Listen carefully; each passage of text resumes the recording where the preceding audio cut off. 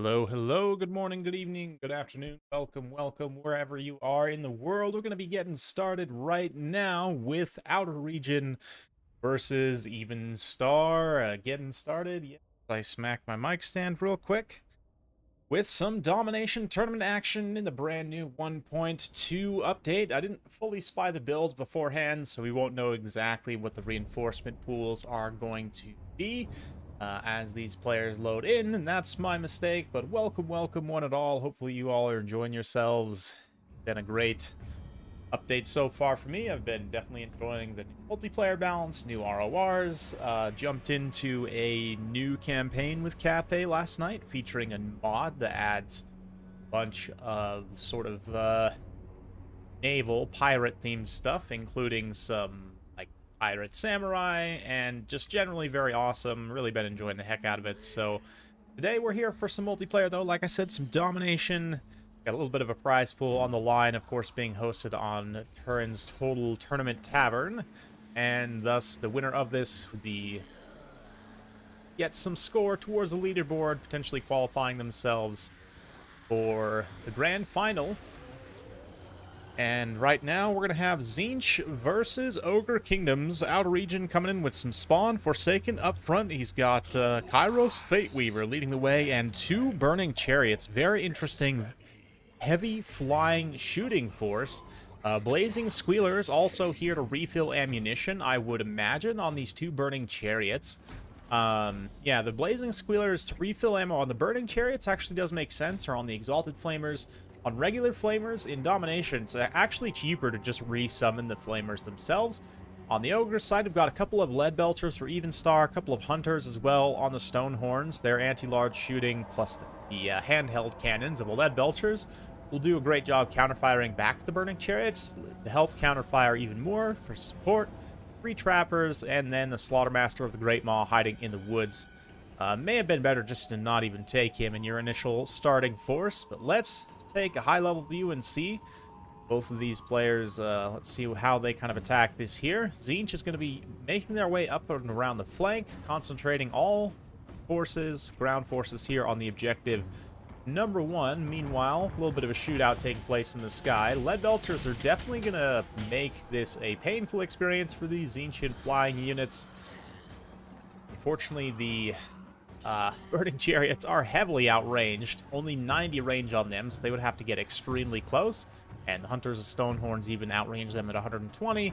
Or 200 range on the Lead Belchers, significantly outranges. And we've even got some Man-Eater pistols, non-ROR version. ROR has almost the same range as the Lead Belchers at 190. These guys, they're pretty good also. I mean, 140 range, definitely nothing to sneeze at.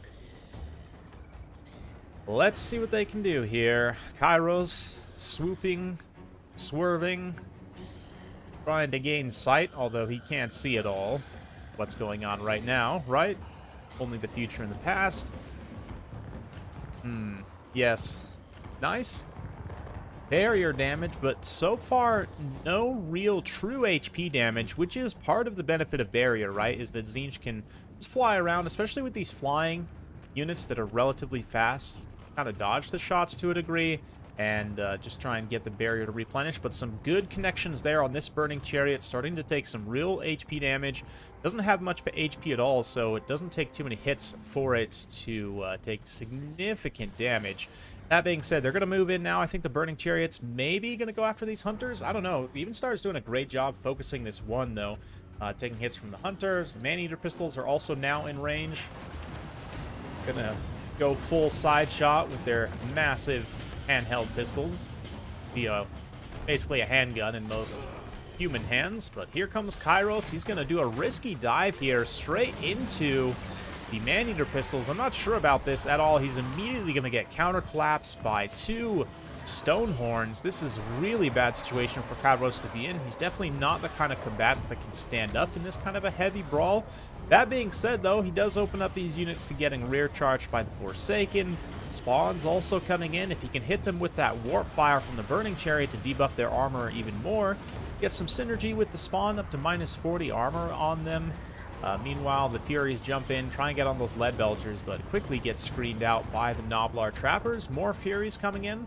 The Blazing Squealers also set up on the ridge here, but don't quite have the range to effectively shoot down here. They're just barely not able to really fire into an important target. Likewise, more Spawn and Blue Horrors trying to make their way all the way up and around rather than just coming here through the center. A little bit of an ability bombardment. I almost missed it there. The ability here from one of the hunters, I believe. Yeah, this bang stick here did a little bit of damage, nothing too crazy. But finally, I think the Burning Chariots are just set to fire at will, and they're now going to just shoot at whatever targets. Probably should have been doing that a while ago, but Spawn were able to come in with the Forsaken, bail out Kairos, get him away from the Stonehorns, who themselves haven't taken much damage at all, but they're kind of hanging around. A little bit more Warp Flame applied by the Squealers. They're going to continue shooting. Unfortunately for them, the Stonehorn's missile resistance does mean that a lot of the Zinc shooting is just going to kind of bounce off to a big degree. Although the weakness to fire effects do help that resistance, it's not going to be, you know, as impactful as it would be certainly against other factions. Kairos doing a nice dive here into these lead belchers. Good shots from the Burning Chariot into the Maneater pistols as they pursue. Maneater pistols can fire while moving though, so the whole time they're chasing this Burning Chariot, they're dealing consistent damage to it. Probably going to be able to take it down, but it did shatter the Slaughtermaster, more like the Shattermaster. Am I right? Anyway, that being said, Ogres are pretty good on map control. They're quite a bit up on value as well. Even start taking a pretty commanding position. Zinch is kind of just struggling to get through, especially a lot of the Noblars. The Lead Belchers are just returning fire effectively. This is also really bad here. Kairos again getting caught, surrounded. He doesn't have the mass even to pull through Lead Belchers, so the Stonehorn can come in here and easily start to deal some significant damage. This Burning Chariot is out of ammunition, so probably should just get unsummoned anyway, so it can go back. Instead of trying to go back and refill, I mean, the HP is so low at this point, right? Rather than getting refilled by the Squealers, who are trying to advance up and around this objective. Speaking of which, a couple of Forsaken here also could come cap this number 2 objective and allow Outer Region to potentially get in here and start capping on points. That being said, once the Ogres develop enough of a critical mass, I mean, they're 4,000 damage value ahead already. They can come through and just absolutely roll whatever kind of token infantry are capturing here in the center. So I'm not too worried about even Star's chances at this point. He's definitely in a pretty commanding position still, but Outer Region doing the best he can to try and preserve, you know, some semblance of closeness in this game. Try and stay in the fight as much as possible. But, oh man, nasty focus incoming on these Forsaken, as they start to get absolutely blasted by Lead Belchers, Anteater pistols, Noblar trappers even moving in now at close range. Pretty nasty stuff. Kairos does manage to get away. I don't know if he has regrowth. No, he does not. Instead, relying on the barrier to help keep him safe. Gaze of Fate there being used on the Hunter. Kairos gets one more spiteful magic missile off before he goes down, but it does look like he's going to suffer the fate of banishment.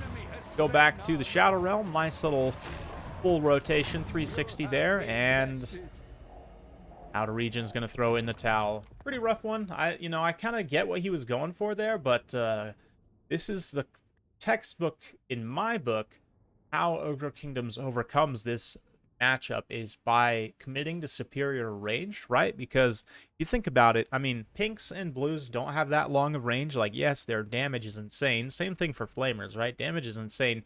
The range is really not that great. So with Ogre Kingdoms, the fact you have access to Lead Belchers and even, like we saw, the Stone Hunter there, all that counter shooting, you know, being at or above Zinch's range just means that it's tricky to trade. Almost fine with Zinch, you might be better off rushing, and I mean, Kairos is okay, but I probably would take the Exalted Lord of Change, specifically for Final Transmutation and for the better combat stats. But anyway, fun stuff. Let's go on and get to the next battle here. Fortunately, I don't have a scoreboard, but yeah, regrowth, you know, I kind of get not bringing regrowth on him, though, to a degree, because you are going to be trying to rely on that barrier and just like not committing him into combat unless it's safe. That's against the Ogres, though. There's not really anywhere where you can commit him to combat on the ground and have him be safe, in my opinion. So anyway, let's go to the Battle for Itza map, and we'll allow these guys to get their picks in. Let's go to pick site here. See if I can find theirs.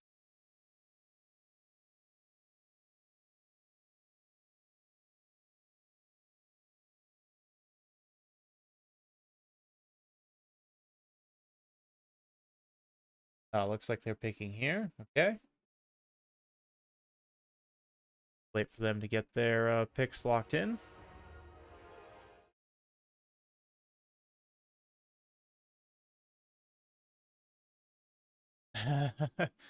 Yeah, the Stonehorn Hunters. I'm thinking we might need to adopt more stringent army limitations for domination. I smacked my microphone. My apologies, guys. This is something I'm working on a domination video right now about like the improvements I'd like to see for domination. One of the things I talk about is more stringent unit caps. Because of that specific reason, right? And in general, the Stonehorn just needs to be nerfed. I think the missile resistance needs to go down. Hey, what's up, Hunter? Good to see you.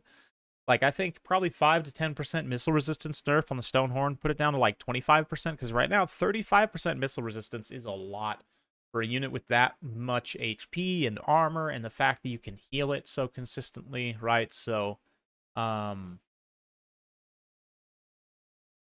yeah. What was I gonna say? What my whole point? Yeah, you need to nerf the Stonehorn. Stonehorn missile resistance. Yeah. Well, the thing is, as soon as you get it into melee once, that shuts off, right? So I'm not really worried about the Noblar Thiefstone. Is that the one that gives it like damage resistance and stock and unspottable? Like, I'm really not too worried about that. I mean, it should probably be removed, yes, and I have suggested as much to Creative Assembly, but yeah. I think it'll be fine. Honestly, like, based on the response to my own 1.2 videos, if you look my, oh, these guys are ready. My video about testing the RORs got a lot of views. Pretty good amount of views for my channel, like over 10,000, which is, yeah, take away the ward save on the Thiefstone. That would work too, Medley, honestly. But, yeah, based on the reception to my own videos on the Regiments of Renown, I think that once Immortal Empires comes out, it's going to be, like, a whole new world. It'll basically be like they're re-releasing the game, like, actually releasing it for real for the first time. But, yeah, I do think once Immortal Empires comes out, then it's going to be, home run derby, basically. Like, I think, yes, there will be some things that will be broken. There will be some things that are definitely imbalanced, no question about that. But even just having the variety of factions back in and of itself, even if the balance is kind of all over the place, that in and of itself, I think, will bring a lot of people back into the game. It will bring like new heights of viewership and everything. Because I mean, again, people are so starved for new awesome content that just me like doing some janky ROR testing on a hilly map, I got a lot of views. So I'm hopeful, honestly. And some of the discussions I've had with CA, the community managers who kind of handle the partner program that I'm a part of, I've had some really good discussions with them recently. And just in general, a lot of what I'm seeing on, kind of behind the scenes does give me hope for the future. I would agree, especially 1.1, the 1.0, 1.1 is, they were very rough. 1.2 seems pretty decent in terms of balance. Now, obviously, there's not the kind of faction variety that we would want, but anyway. Khorne versus Zinch here. We've got double cultists, of course, because what else would it be? A couple of flesh hounds here. Chaos Warriors of Khorne with shields, 5 of them, and 2 spawns. Pretty basic stuff. Kairos. No, Exalted Lord of Change. Yeah, I like the Exalted Lord of Change against Khorne for the extra stats. A Doom Knight. Single Doom Knight. We've got some blue horrors here. 4 blue horrors. 5 blue horrors. Exalted Pinks. And the Blazing Squealers. Rip Vampire Coast and Domination. I actually think on some maps, Vampire Coast is going to be totally fine. Because there's quite a few maps with obstructed line of sight where you can literally park Queen Bess in your deployment zone and just cackle the entire game as, you know, you, like, summon in a gunnery white, refill ammo. You could unsummon or resummon Queen Bess if you really needed to, if you had the resources to. And as long as you're playing forward on the objectives, like, especially against certain factions, you don't have access to a lot of good magic damage. Yeah, I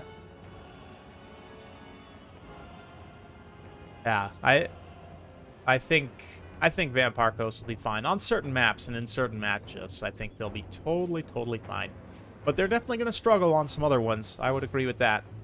Hopefully they get some new units and stuff too. For the time being, Horn's just kind of hanging back, developing some more units. They got a single unit of Bloodletters here. This whole time, though, the Exalted Lord of Change is raining fiery death, side-shotting these blue fire magic missile spells through the Warriors of Khorne, doing a lot of damage. So far, racked up already 32 kills on some mid-tier shielded infantry. Pretty good stuff.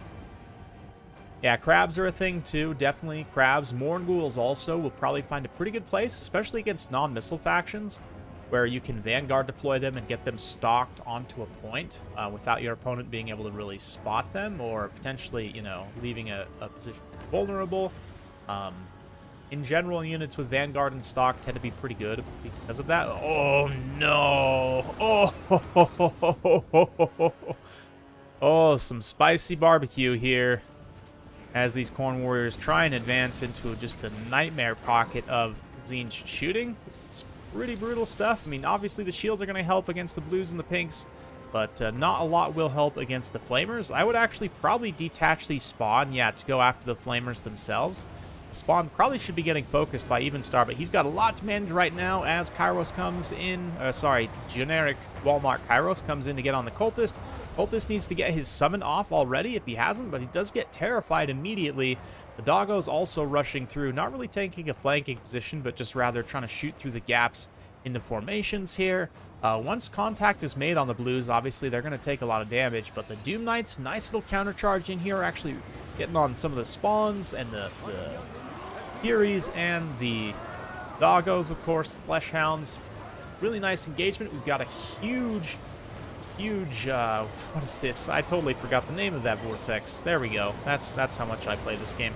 The Infernal Gateway, that's right. And the bombardment from Zinch, so Evenstar just pulling out all the stops in terms of spell damage, massive AoE damage, but at the same time, the advance of Khorne is absolutely relentless. A couple of summons came back in here. Blazing Squealers getting absolutely shredded by tons of Doggos. We've got summoned Bloodletters in here too, trading very cost effectively, no doubt. I mean, I think the Cultists, even after the price increase, is probably less cost as brought, maybe about the same as the Blazing Squealers, so that in and of itself pretty much pays for the Cultists. Terrified Boy was able to come back and effectively fight, so what initially seemed pretty dicey for Khorne, they're able to come in, cap a single objective while fighting at the same time and crushing pretty decisively. I mean, I say crushing pretty decisively. Despite the map presence situation, you can see Outer Region is something strange going on here with the damage values, perhaps, with Zinch, but he's got 15 out of 25 units on the field compared to Zinch's only 8 units, and he's about 2,000 points behind on army damage value. I guess some of that is because of these flying units, right? Tying up a lot of value. Very expensive units like these Doom Knights and so forth. Likewise, the Exalted Lord of Change himself, also pretty expensive. So Zinch's force is just a little bit more limited, but he is starting to bring in some reinforcements. Got some more blue horrors, and more blue horrors, where once they were pink and 2, and now they're whatever. I totally screwed it up, but once there was 1, now there are 2. I don't know. Pinks into blues. How funny would it be if they actually made the pink have the Exalted Pink ROR have a mechanic where it's split? I think that would be way cooler than just refilling ammo. But here you go. What do I know? A little bit of lags. It's fine. Exalted Lord of Change comes in here. He's going to break the Cultist. Once again, terrify him away.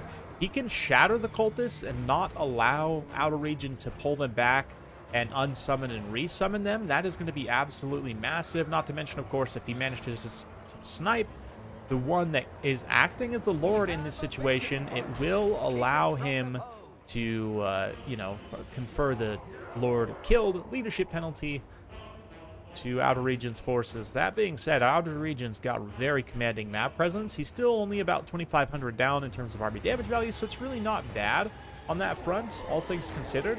He can continue to hold on with this air force of Zinch here. The Screamers, the Doom Knights, very, very nasty. Exalted Lord of Change fighting alongside, finishing off what's left of the Doggos. Summon Bloodletters. The Cultist is gone. This other Cultist on foot here. Doesn't have much chance to escape, but he is at least holding position for the time being. Ooh, Outer Region getting a little bit far forward, though, with his Chaos Warriors. They're going to get completely torched there. And what it had initially looked like a pretty good push, now at Outer Region, it's starting to run out of steam in terms of units, as Evenstar starts to come back into this game. He's got, you know, now it's basically the same, right, in terms of army damage value lead, but starting to take a unit lead as well. All those blue horror summons, Outer Region units are going to be a lot more expensive to bring in than just the blue horrors, but he is going for the greedy 3-cap here with this Bloodletter out on the far side. Zinch doesn't have any units in a position to immediately respond, and although this push is somewhat doomed to fail in the end, I mean, maybe. The Doggos are getting in there. They're going to do a lot of damage, but they will run out of steam.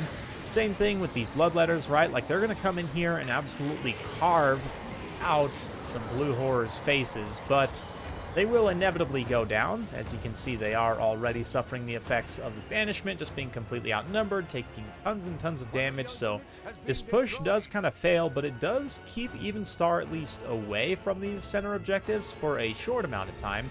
Blues come in and do manage to capture this one here, but oof, yeah, this is starting to look pretty nasty. I mean, in the last couple minutes, maybe minute and a half, Evenstar has done quite a bit of damage, and Outer Region is basically done none. So while he does have the 3-cap going, he's going to have to hold at least one objective, obviously, to be able to win this. And even still, right now, if Evenstar were to 2-cap, he could potentially come back and win it in the late game. So, I mean, at least for another, like, 30 or so seconds, he has to hold one of these objectives, right? And he did manage to bring in some Furies in here to bust up those blue horrors, do some damage, and maybe hold on. Other Chaos Warrior and the Bloodletter making their way into the center, but look at this force of blues and the Flamers and everything. Yeah, this is where things are probably going to come crashing down for Outer Region, unfortunately, as all this range pressure starts to come to bear. A lot of focus fire. Yeah, Zinch is very strong faction for sure, especially in the hands of a very good player like Evenstar. They are pretty nasty, but Outer Region's been doing a pretty good job. I think maybe kind of going for that all-in push into Outer Regions, or sorry, Evenstar's deployment was maybe a mistake. Let's see if he can hold on. I mean, right now, Evenstar's still not on the board at all. He's just barely, yeah, it looks like Outer Region's gonna throw in the towel there. Unfortunately, you know, yeah, he was about to get fully tabled there, I think, and wasn't gonna be able to hang on. Would have got 3-capped, most likely, is what he's thinking. I don't know. Maybe there's a small chance he could have hung on to one objective until the end, but it's pretty unlikely. Horn is tough. Horn is tough for sure. They're a very good faction. That initial engagement looked pretty bad, honestly, and despite Outer Region's best efforts, he was able to come in here, you know, maybe get some stuff done, test the objectives, but that was some nasty stuff from Even. That is going to be the series for Evenstar. He'll move on to the grand final. A lot of value on the blue horrors there. Doom Knights also contributing nicely. Yeah, Flamers come in, do a huge amount of damage too. I find Flamers to be very good in this matchup if you can protect them from core and mobility, which Evenstar definitely had the tools to do so, right? Screamers kind of acting in support of that as well. Same thing with these Furies and everything else. So pretty good stuff. Very interesting. Let's go ahead. Looks like we got Alric Rawl in here, and he'll be up against Dedoxin. This. Bear with me just 1 second while we get these competitors in. Right back.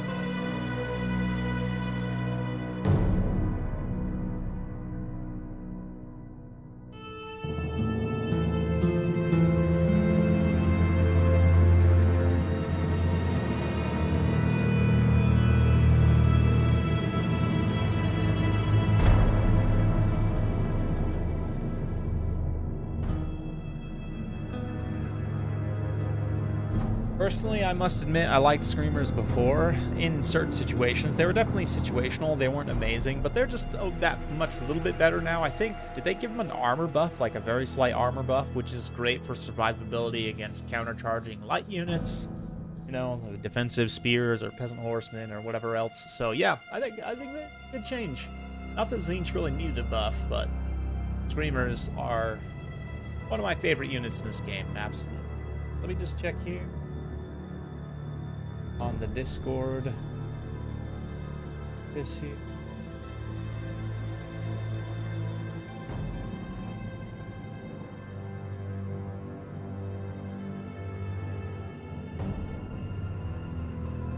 Excellent. So we'll go back to the Death Pass map for this one.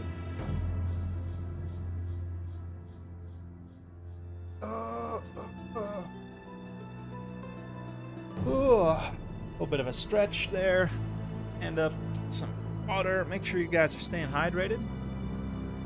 Been a great Saturday for me so far. I got a ton done yesterday in terms of recording. I got a Domination, Horn versus Nurgle game recorded yesterday. What else? Got a bunch of editing done on the Domination video I'm working on. I got some replays. People are sending me replays from the new patch. And I also got a practice session scheduled today, so a lot of channel stuff going on today, to be honest. They reduced costs as well. I think so. Is that what they did? Was to decrease armor and cost? I don't remember exactly, but I think you're right.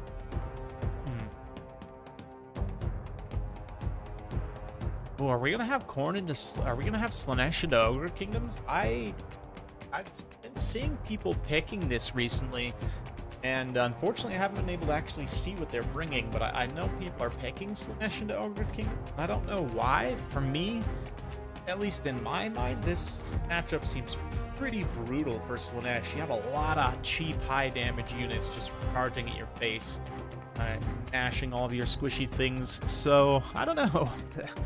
We'll see. If this is the actual matchup, I am genuinely curious to see what these guys are doing. So let me do a little thing here.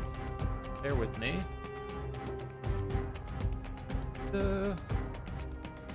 If I come in here and do this.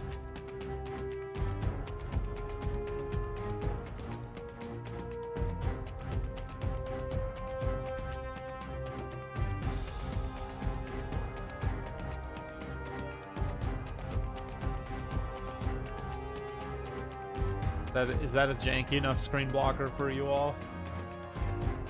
The factions, the players, and I can see the builds and you can't, so I can see what they're bringing in their reinforcement pools. Yes, it does look like it's Ogre Kingdoms versus Slaanesh, so let's see what they can do with it.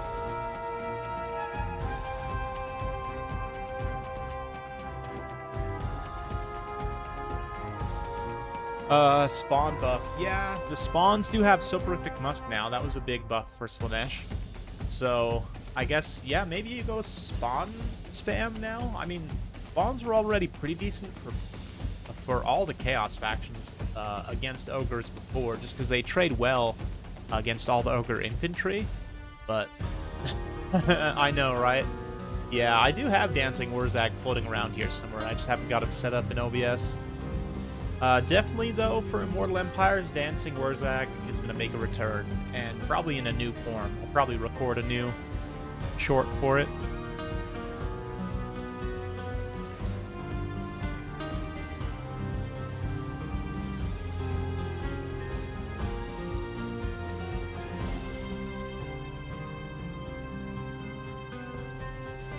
Yes, indeed. Some stuff here on the side. I do miss the fun days of Warhammer 2. That being said, you know, even if this all were to come crashing down and end, I am grateful for the good times I've had. I've had so many amazing experiences being a part of this community and casting tournaments and games, and honestly, one of my favorite memories of my entire life, legit, is casting the qualifier for the last Ever Chosen.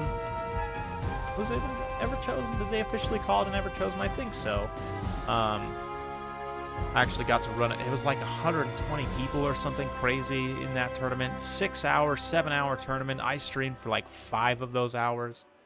By far the longest stream I've ever done, and it was such a blast, man. That's one of my favorite, like I said, definitely one of my favorite experiences on the channel. One of my favorite experiences of my entire life, if I'm being honest. Just such a cool thing to do. And I really hope we get to do more of that in the future. You know, I would love to do more stuff with Creative Assembly, especially once we get closer to the release of Immortal Empires, you know, and after it comes out, once we have access to all of the stuff that we all want. I would be more than happy to get in and cast some stuff officially and really take this thing to the next level. I agree, Ravazar. I 100% agree. Based on the response of recent to some of my recent videos, it does appear that everything will be fine once we get Immortal Empires. In the meantime, though, we'll still have some fun posting these opens maybe once a month or so.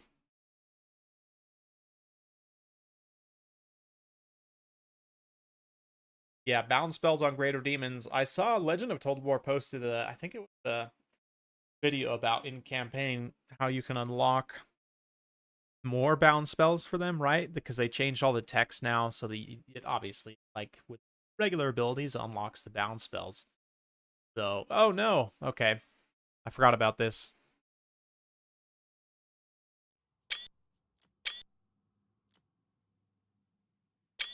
We'll go ahead and just make sure we spy the builds. Okay. And I'm going to need to rehost.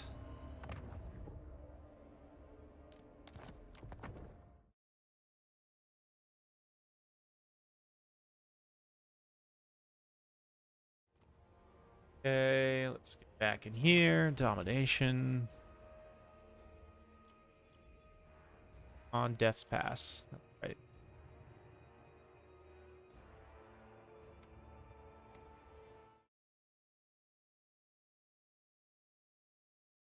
Sorry about that. Fortunate to see that bug is still progressing nicely.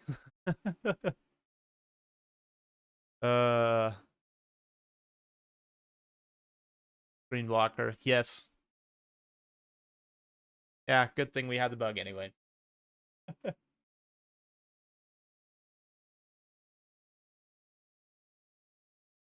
Oh yeah, multiplayer is going to be absolutely insane. Campaign too, I'm pretty stoked for, honestly. I mean, you can turn off the rifts right now, right? If you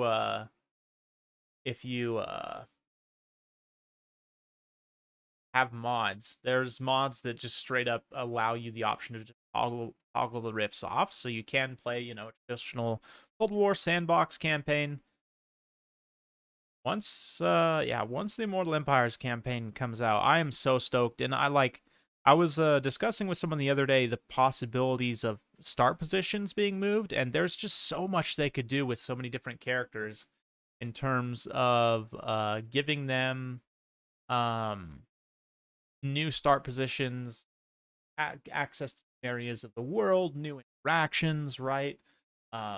Stuff that's not really there right now, like we were talking about maybe some of the pirate characters, like Lokir, or some of the Vampire Coast characters could make their way over to the eastern side of the map, or you know, maybe one of the Chaos characters ends up in the southern Chaos Wastes, down in the south tip of the map, right? Assuming that makes it in, you know, based on some of the older versions of the map that were data mined, right?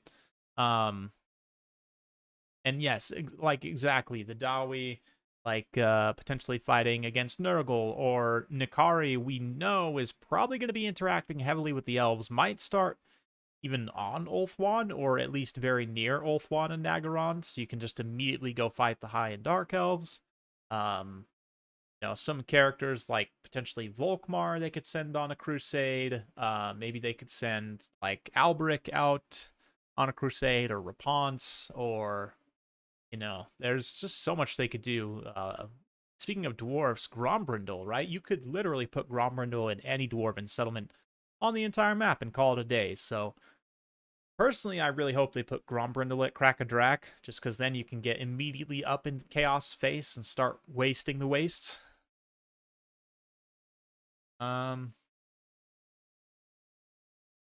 Hang on one sec.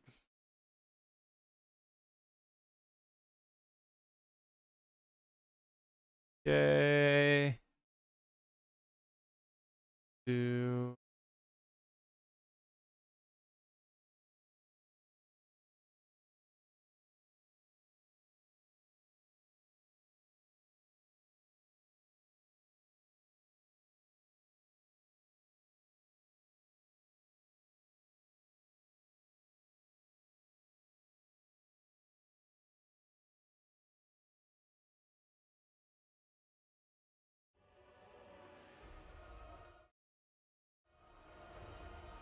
Oh yeah, we're creating the Siege of Altdorf.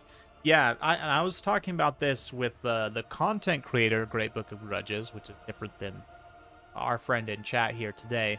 Uh, but yeah, just doing like lore battles. Like I was discussing with him potentially collaborating on doing some like, because I don't know much about the lore at all, right?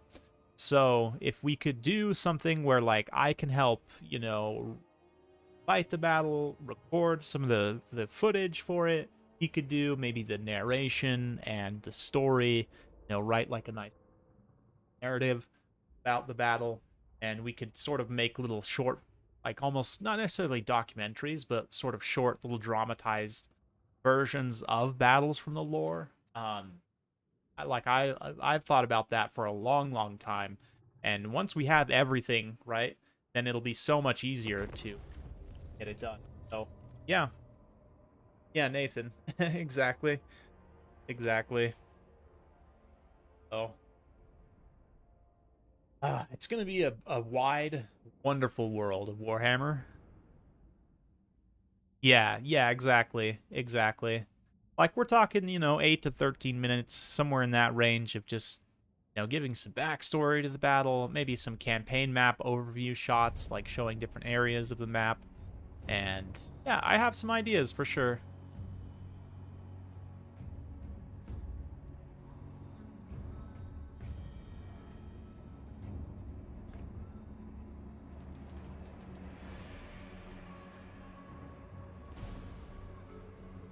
Anyway, let's move the blocker out of the way.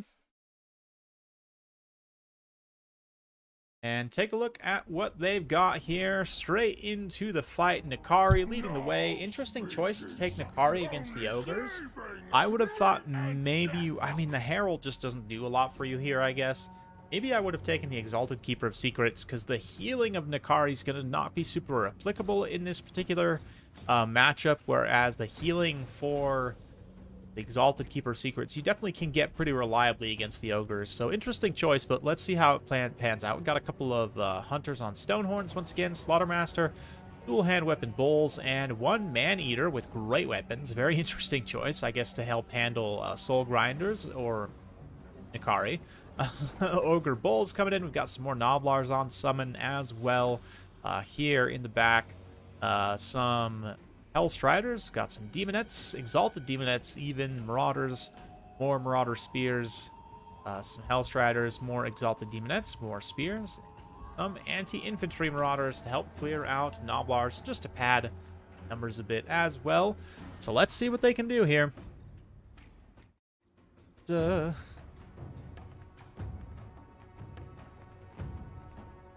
Excellent. Excellent, excellent. Yeah, Volkmar smiting demons with the Pimp Chariot. Oh, absolutely. Just grilling. Absolutely going full Volkmar the grill. Bugman and Thunder Barges. Just all of the stuff, to be honest. Old Peg Leg Slaughtermaster here with his Iron Fist. Does give him a missile block chance, actually. This giant gauntlet he's got on here.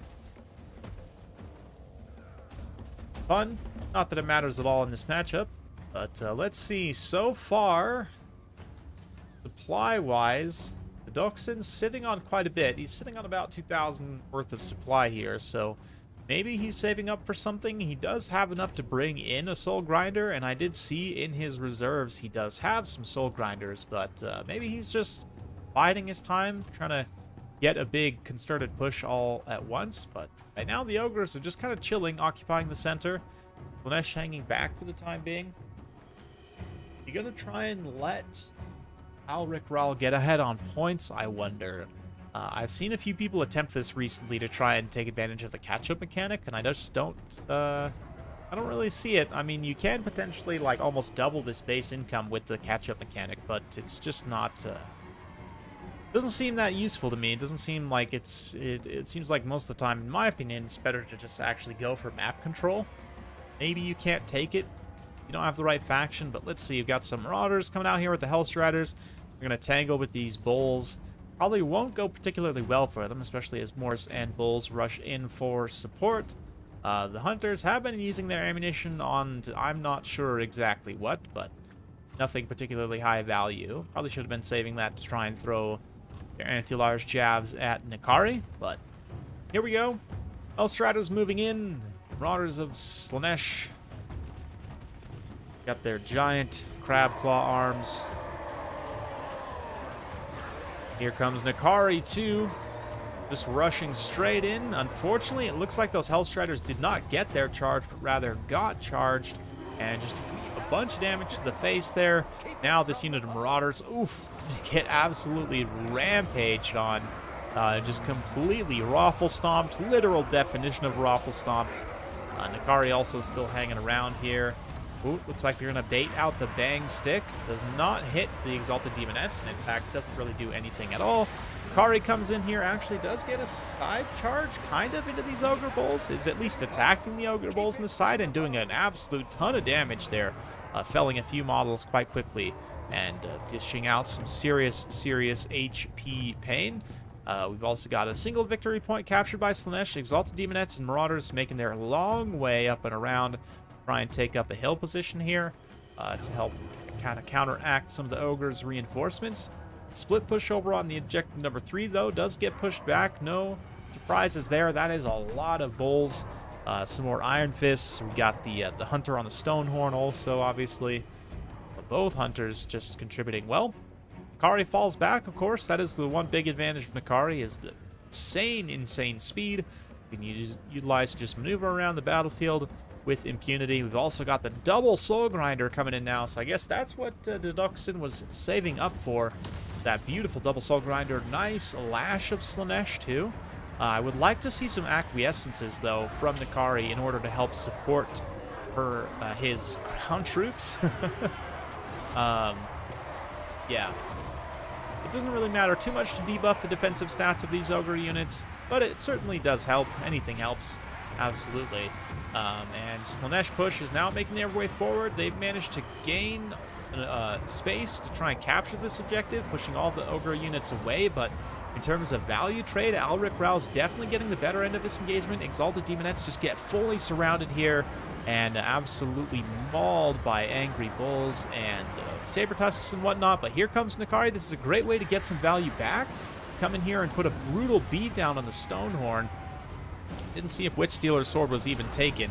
Most likely not. I mean, it is a pretty expensive item, although it is fantastic. It does look like Nikari's got it, but didn't pop it there, or at least if he did, it's on cooldown. The heal's going to be popped on the Stonehorn there as it desperately attempts to flee away from Nikari. More units piling in. Soul Grinders are surrounded, which is not necessarily ideal, but they're also providing a massive anvil for all these Slaanesh units to come in. Ooh, I didn't realize the Man-Eaters are mixed in here, which is not great for the Soul Grinders. That is going to make this engagement exponentially more painful. That anti-large AP elite status. Deduxin has managed to take a lead on objectives, though not quite on victory tickets, but he's in the position to do so. Not too far behind on army damage value either, certainly. Although Slaanesh generally plays better from ahead, they can play from behind as well. I mean, yeah, anyway. The one Soul Grinder definitely, though, feeling the wrath of the Man-Eaters. The other Soul Grinder just doing its thing, fighting all these Ogre Bulls. Heal on the Stonehorn was effective enough to get it back into combat, and now Nikari's got to be careful not to go 2v1 here. Stonehorns will definitely do a lot of damage. Even Nikari getting surrounded by the Bulls themselves is going to be extremely painful. So another bang stick coming through here. Doesn't hit too many units. Maybe should have waited until these guys kind of filtered into melee. But Marauders of Slaanesh just keeping those Noblars pushed away. We've Got more Hellstriders kind of threatening a push over here. That does pull some resources away from this main fight. Deduction doing a good job just kind of feinting over here and not actually taking the engagement. That pulls, what, like 1,500, close to 2,000 resources away momentarily from this fight, which is a giant grind fest of naked bodies, which, you know, Slaanesh is definitely a fan of. Big sweaty ogre fat blabs. Like, I'm sure there's some Slaaneshi worshippers somewhere that are a fan of something like that. But anyway, heresy aside, Nikari coming through. Another heal going to be popped on this hunter here. Soporific Musk from the Soul Grinders definitely does help support these other units as well. But another Bang Stick coming through, dealing a little bit of damage to those Marauders. Hellstriders also get back and through, manage to mulch this Saber Tusk pack. The other one does countercharge in, though. We've also got some Furies moving in. I mean, it's looking pretty close. Army damage value-wise, Deduction is now managed to pull ahead as he fights in this prolonged melee engagement here in the center. That being said, some of the Marauders are starting to get eaten up by Bulls. We've got dual hand weapons also pushing through, threatening to take the center objective. He needs some reinforcements to come in and try and save the day. Ogres, though, are also suffering pretty badly. Obviously, more Marauders is kind of threatening over on this objective over here. Nikari now stuck between two stone horns. This is the wrong kind of horny, according to Nikari, so he's going to have to try and get the heck out of there if he can unglue himself from the stone horns, which looks like a little bit of a push, and he will be able to. So, yeah, maybe he could come in and try and actually wipe out these man-eaters. That would give him some healing if he actually did bring the ability. Which it does look like, yeah, he's got the Harvester of Souls, so he definitely wants to come in and try and wipe out these two man-eaters if he can. But the counter push from the Ogres now is pretty much re-secured objective number 2. Yeah, before, I mean, Alric Ral did get not too far behind, so, yeah. Looking good for the Ogre Kingdoms. Value damage-wise, the Deduction was briefly ahead there, but counter push from the Ogre is definitely pretty real at this point. Nikari doesn't have a lot of support in the center, just needs to run back, kind of get back to his deployment zone, regame. Unit-wise, I mean, value damage-wise, Deduction's starting to get further and further behind. Unit-wise, too, Alric's now got a 10-unit advantage, 11-unit advantage on the field, which is just brutal for Deduction to try and deal with, which is why in these situations, it's most advisable to just pull back, I think, and try and regame, if you will. Try and get a little bit of a force together to try and counter-push, maybe punish any units that overextend. But finally, we're getting some spawn coming out. I would have maybe liked to have seen them a tiny bit earlier. Maybe even instead of one of the Soul Grinders, you bring 2 spawns in its place, you know, with that supply, and then bring the second Soul Grinder out a little bit later. I'm not really sure. But single entity-wise, I mean, Gambit didn't really work out for Deduction, and unfortunately, he did get just outclassed by the healing on the Stonehorns, which is, again, perhaps another reason why the Keeper of Secrets would be a better choice here. Although you don't have Witstealer's Sword, you still, again, you have the better healing. Potentially would have definitely got a lot of healing from those wavering Ogre units. But yeah, looks like Deduction going to throw in the towel there, so... Bang Stick, good. It seems like it never does that much. It's good against low armor, low HP, so like Demonettes specifically. I mean, not that you really worry about Demonettes, because like all of you kill them. But anyway, great job to both players. Alric Ral coming in. The Stonehorns just proving completely brutal. Likewise, Maneater, great weapons. I mean, Slaanesh really doesn't have a lot of tools. Don't involve fighting them in melee. In fact, all their tools are melee, right? So it makes sense to bring an elite melee unit like that to help support those monsters, and they did their job. The Bulls also did their job, running around all over the place, getting lots of kills, and also getting killed violently in new and inventive ways. Yeah, fun stuff. Let's go on to the next battle. We'll go to a battle for its map.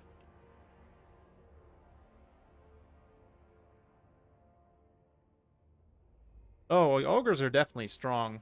There's no question about that. Ogres are, and especially because they interact pretty well against the and other stuff, because most of them don't have a lot of anti-large right now. Like, really only Khorne has halberds, right? Warriors with halberds.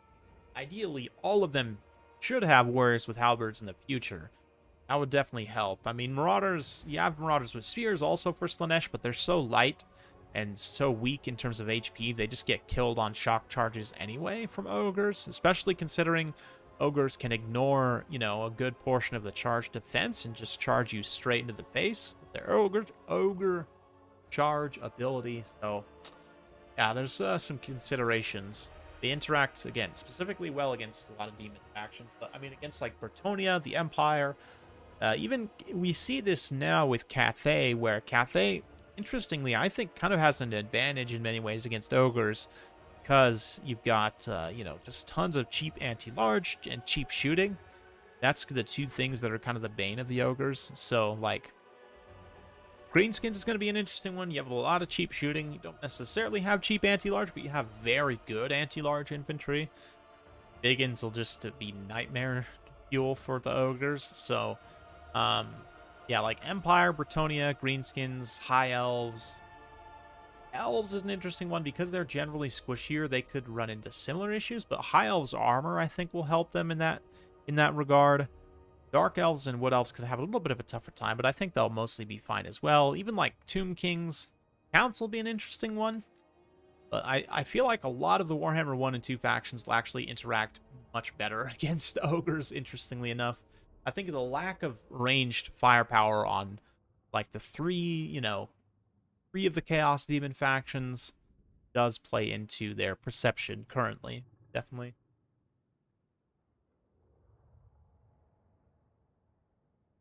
Well, if you game Doom Knight's anti-large, you'd have to make them like 2,000 points.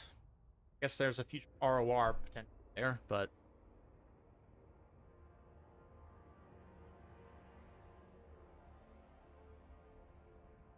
yeah, that would be a more reliable way of doing it for sure. Great Book of Grudges, where it just wipes out a unit that's at like, 5 HP or whatever, 5% HP, but rather than having to fully, kill every single model in the unit. Anyway, looks like Alric's going with Demons of Chaos. Interesting.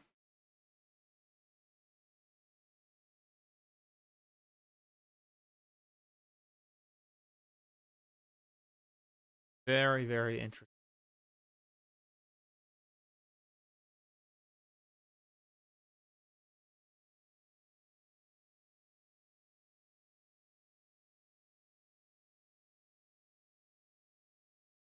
Very, very interesting. Let's see how Deduction responds. We haven't seen any Demons of Chaos today, but they are allowed in the set that I'm using. Yeah, wipe out a unit below 10% HP. I think that would probably work better. Yeah. Yeah. I personally, Great Book of Grudges, I would love for them to give giants the spawn treatment, right? Where each faction's giant has like one or two things about it that make it unique. To a degree, I mean, like, yeah, they already gave the Ogre Kingdom's giant 15% missile resistance, which is great. It's definitely oh, both Zinch actually. Interesting. Zinch Mirror. I'm not looking at the chat where they're actually working this out. I think they might be just DMing each other, or maybe they're using the site. Let me look.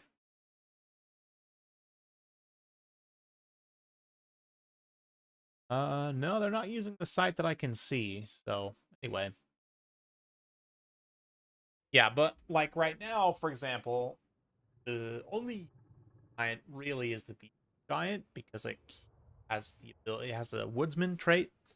So I would think like, okay, so you give the Norskin giant the rage, right? That all the Norskin have. Greenskins giant, I mean, you already kind of have Wa as a faction ability that it has access to, but could give it something else. I don't know. I'd have to think about that one. For the Chaos Giant, Warriors of Chaos Giant, maybe you give it one of the marks of Chaos just as an ability in multiplayer. Um,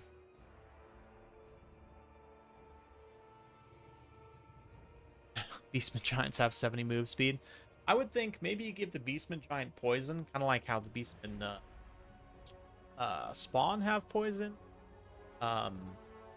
And then, what did I get? Did I get Norska Greenskins, Beastmen, Chaos, Ogres? You could give it, I don't know. It already has access to heal lore. I guess the Chaos Giant might get eventually as well. But anyway.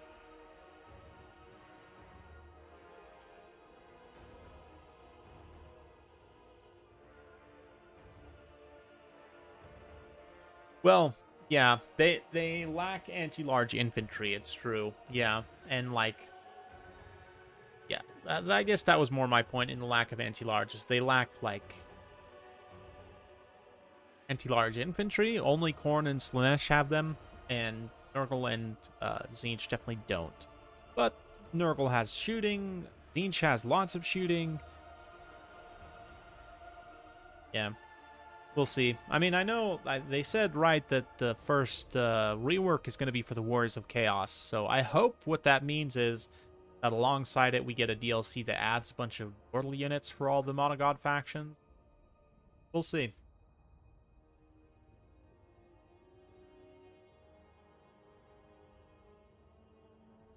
Yes, I think the Chaos Dwarfs have a Siege Giant that is specifically heavily armored, if I remember right. But yeah, more giant variety. Maybe I'll make a note of that.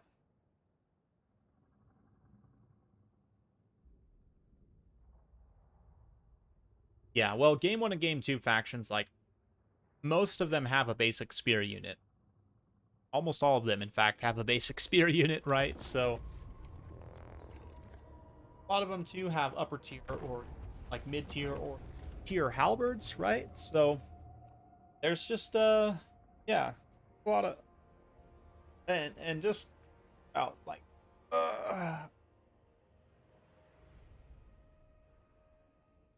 just having a lot of,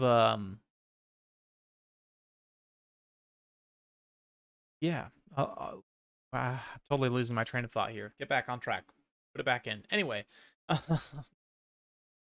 like, if you think about classic Total Wars and just in general in history, like, almost all armies have had spears, and in general, in Total War, like, just we're used to having a lot of cheap spear infantry, right, for most factions, so it feels a little bit strange.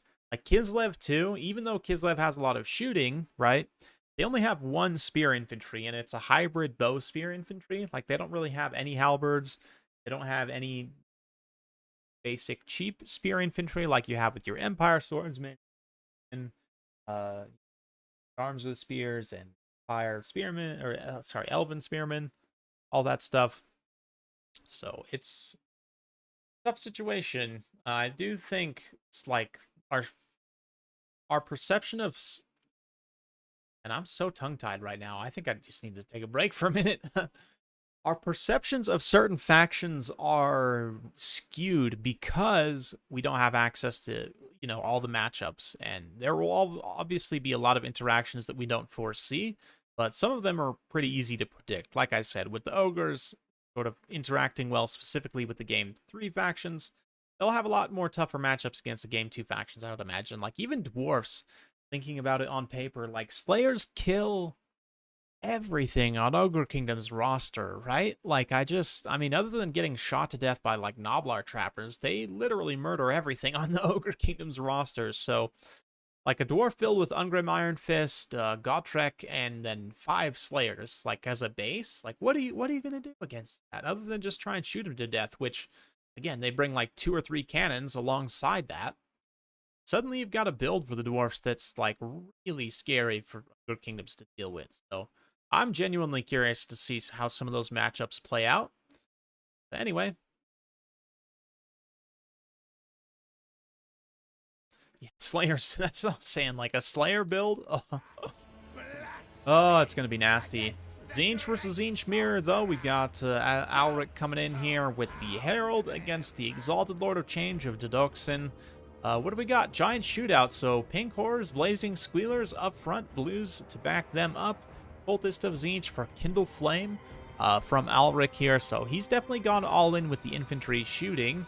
I would expect, yeah, both of these players didn't tech into knights. That's so interesting to me. I would have probably, this is just me personally, I would have probably brought a starting force of like 3 horse knights and just like a ton of Forsaken and just gone with a heavy shielded melee rush as much as possible. But interesting that they both gone with kind of a shooting. The one spawn here is a bit of an odd choice. I'm not sure I totally love that. Blazing Squealer's got a couple of Forsaken here as well. So Dedoxin, I think the problem with his build is that he's tried to do both shooting and melee. I think really you need to commit to one or the other. Whereas Alric is definitely very obviously committed to just standing and shooting. And this overwhelming presence of fire, literal fire, I think is going to probably prove to his advantage. But let's see. Almost a little bit of like Empire mirror match, right? A little bit of Napoleon Total War vibes where really who gets the first shot in is going to matter pretty consistently. And also the volume of fire will matter as well. So Alric, I think, has an advantage on both of those fronts. He was able to get the first volley on some units, but now trying to cycle his units back to sort of take advantage of the barrier. You can see as the pinks fall back, the blue forward. A little bit of friendly fire on those Furies perhaps as well, but one of the Exalted Pinks is being pushed away by the Forsaken. Maybe actually the Doxin has the better idea with this sort of hybrid melee ranged build. His Forsaken don't manage to actually get into combat. They pull back. I'm not sure why. I definitely would have committed to an engagement there and stayed the course. Another unit of Forsaken likewise also kind of overextending. He's managed to mow down a unit of blues, but likewise getting some Forsaken mown down in return, which is definitely value-wise not the best trade in the world, but doing some damage to the Exalted Pinks also. Ooh, this is potentially a good get here. Alric is, Alric is paying attention, though. I think the Herald is going to be able to get away. He did overcast some spell there. I'm not really sure what that did for him, other than blowing up his barrier. But there you go. Another overcasted spell there also from Dedoxin. Does actually some pretty good damage, but look at the spawn just getting absolutely roasted. Very, very brutal stuff. So far, Alric definitely winning the fight in terms of army damage value. The points are not even online yet. Also, in terms of units, he's now 2 units ahead. So, Cultist had Wand of Whimsy. Yeah, the Cultist Wand of Whimsy is insane. I think a lot of people didn't realize, including myself. I didn't actually realize that this was map wide. I thought this spell was only within an area of effect around him, but now that I've realized, I mean, the Kindle Flame is already very strong, so 2 very good map-wide effects for both melee and shooting, and, I mean, the damage spike, I guess, does apply for melee as well, because all the horrors have fire attacks in melee, so interesting. I bet Wand of Whimsy will be nerfed in the next update to not be map-wide, and then I think it would be balanced, but as it is right now, I mean, people had been sleeping on the Cultists of Zinc, including myself. I think I called them the worst cultist at one point, which is definitely not true. I think now probably the Slaanesh cultist has the worst, even though she's not bad. I mean, definitely none of the cultists are bad. I would definitely say that. But I hope we get some cafe games. I don't know if we will. I haven't seen too many people risking bringing them in tournaments yet. I think people are still trying to learn them before they risk bringing them in a high-stakes situation like a tournament. We'll see. Right now, Alric is getting further ahead. He's 1,500 points ahead now in terms of army damage value, but Dedoxin definitely not going quietly into this good night. Got his Exalted Lord of Change still online, still running shop, and trying to just punish any overextensions here. He's got to be careful, too. Alric, that Cultist is very valuable to him, even though it's, you know, gold value-wise, probably not that much.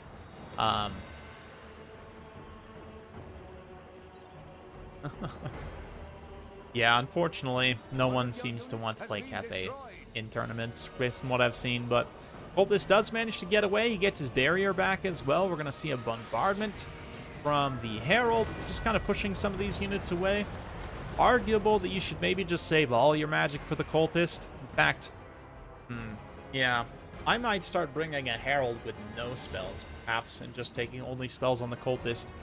But interesting to not see any Lords of Change here either. I thought maybe the bound spells would have come into play, perhaps. But let's see here. Exalted Lord of Change does manage to catch the Herald, which is definitely not good at all. Herald's going to try and get away there and just screen through the pink horrors shooting. Oof, yeah, pink and blues now. Sorry, no, all pinks. Just in a big concave around this Exalted Lord of Change. He's trying to dodge all those shots. The one thing I will say that kind of lets down the pink and blue horrors shooting is their relatively slow missile speed.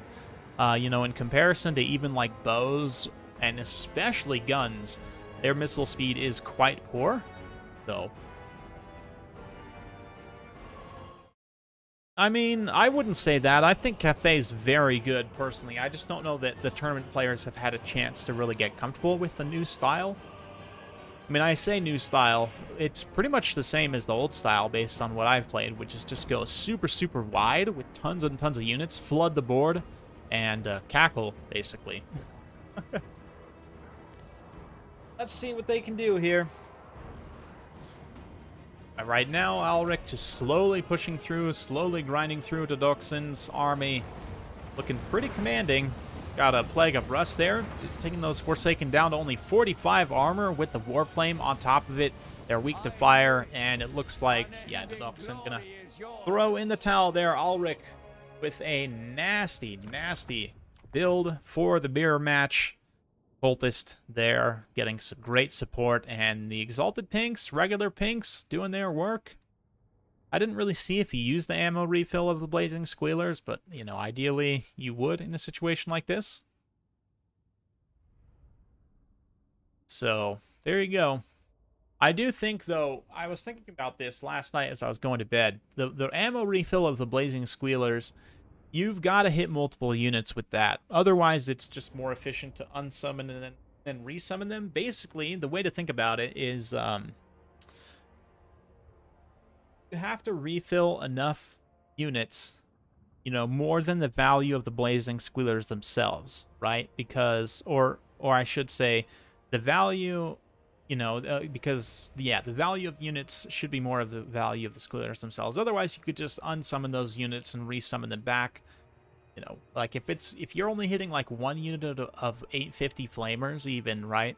And then the Squealers themselves, like that, I feel like that's not enough to justify. At that point, you'd be better off unsummoning the Flamers and then resummoning them to fully refill their ammo for less cost.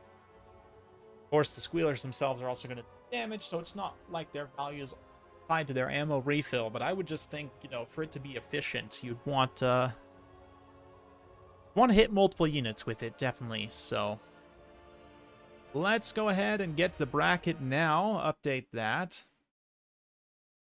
Alric Rao prevails over Evenstar, so we'll go on to the grand final.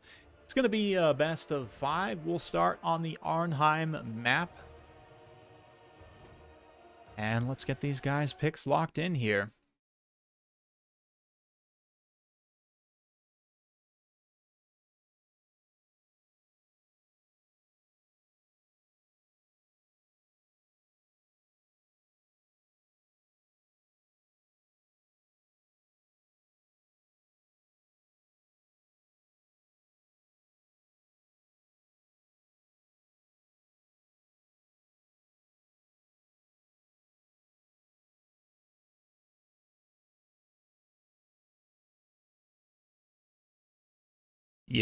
Yeah, no shame in losing that Dodoxin. Personally, I've been beaten by Alric more times than I can remember. You know, I've managed to pull a few games off of him as well at times, but yeah, he's a very, very good player. I've seen him in a lot of games over the years, so no shame in losing to him. Evenstar too, very, very good player. I mean, he was, did Evenstar? He was in one of the Everchosens, so did he win one of the Everchosens, or am I thinking of someone else? At least he was competitive in one of the Everchosens, I want to say. But anyway. Yeah, Crane Gunners, if you can get them operating, are devastating. The problem is, on a lot of the Domination maps, it's hard to get them a good line of sight to shoot without getting them killed. And even in land battles against the demonic factions, like, you still have to worry about Furies. Lots of Furies are just going to ruin your day. And especially after the cost increase, like, you can take 2 Furies for every 1 Crane Gunner. And then, you know, you have to then allocate something like Peasant Horsemen, even depending on the Furies, they're not going to be enough. So then you tech into, okay, so like Jade Lancers or even Longmas. And at that point, you're paying more for the unit. You know, that's like one Jade Lancer plus one Crane Gunner, right, is 2,000 points. That's almost 4 Furies worth. So are you going to be able to protect the one Crane Gunner with your one Jade Lancer against 4 Furies, potentially? I mean, you see where it starts to not be, even after the buffs, it's still tricky to execute it well, especially in Domination. In land battles, in open field maps, it's much easier, so I do think Crane Gunners will be much better in that situation. But in Domination, so far, I haven't really seen them do anything super crazy. But, yeah. Even Star won the World Championships. That's what I was thinking of. I was going to say, was it one of the Everchosens? I know he won something really big. So, yeah, that's right. That was World Championships. I remember now. Yes. Yeah, I mean, you think about when Jazales were released, they had an ROR that had stock and snipe, right? The Natty Bubo's sharpshooters. So, I mean, if we had an ROR Crane Gunner that had stock and snipe, you'd probably see them in every single battle. But, yeah. You do have the spell, though. That's right. I totally forget about that. But it's not, 100% uptime, so it's not quite as useful, definitely. You do have, right? Am I thinking of the right one? Let me actually look here.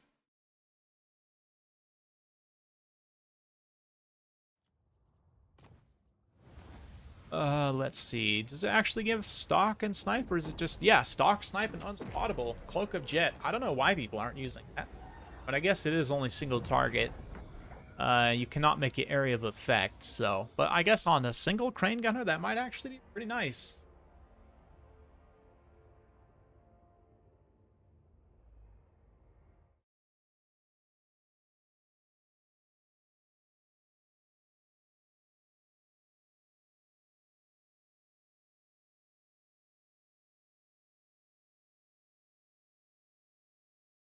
Let's see.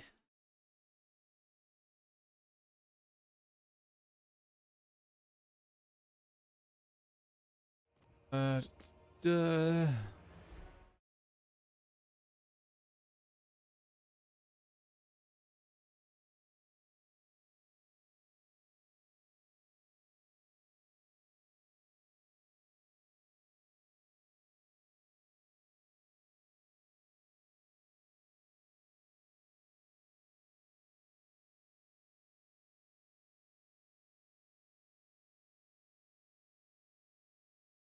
Okay, setting up the maps there.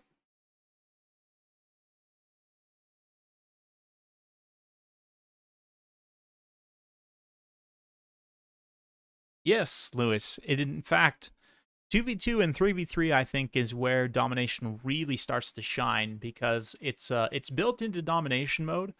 The more players that join, the funds and the number of units you can take will automatically be decreased. If it's a 2v2, it'll go down slightly. If it's 3v3, it'll go down slightly more than that. So yes, actually, I would say, in fact, at one point I had planned to host when Warhammer 3 first launched. Like on launch weekend, I planned to host a 2v2 tournament that turned into a disaster because the game was completely broken. But, yeah, so, but yes, I definitely will be hosting a 2v2 tournament probably sometime in June. But anyway.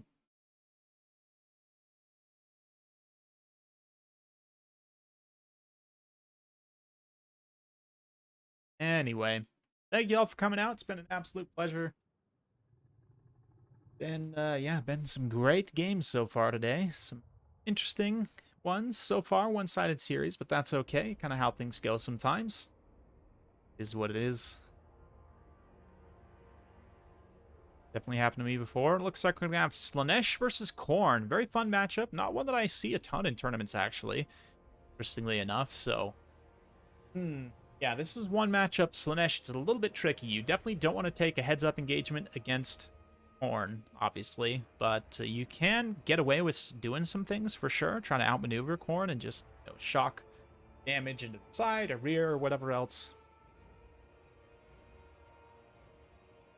See what we can do.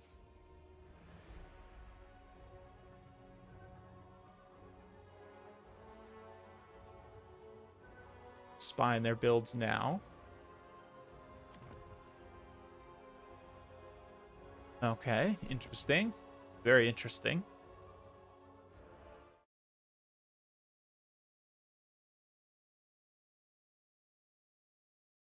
Oh, yes.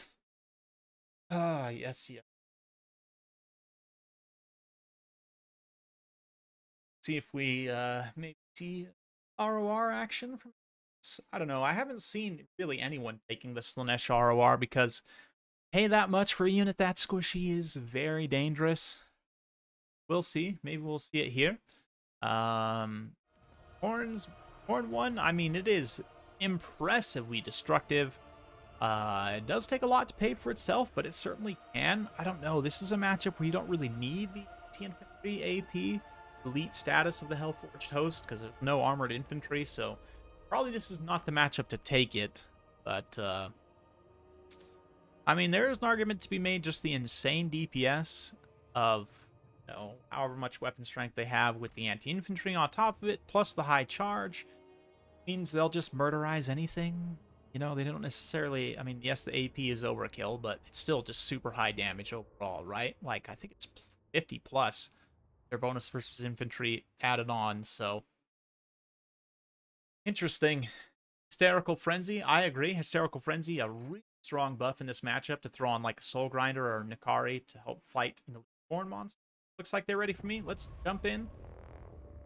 Game 1 between these two, Alric Raul and Even Star in and final South Sea Open number 2. Here we are, loading into the Arnheim map. We're going to have a Herald versus Skarbrand. Skarbrand definitely a very strong choice in this matchup. Just the fact you can juice up his weapon strength. He doesn't have to worry about getting shot at all.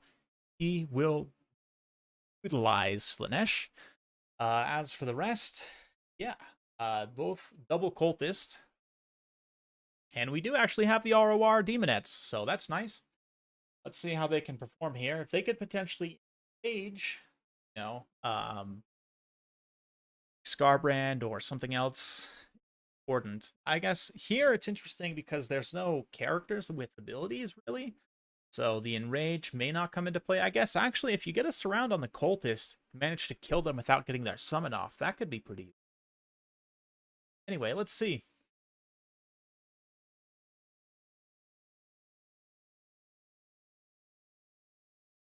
Of course, they bring nothing but Lash, right?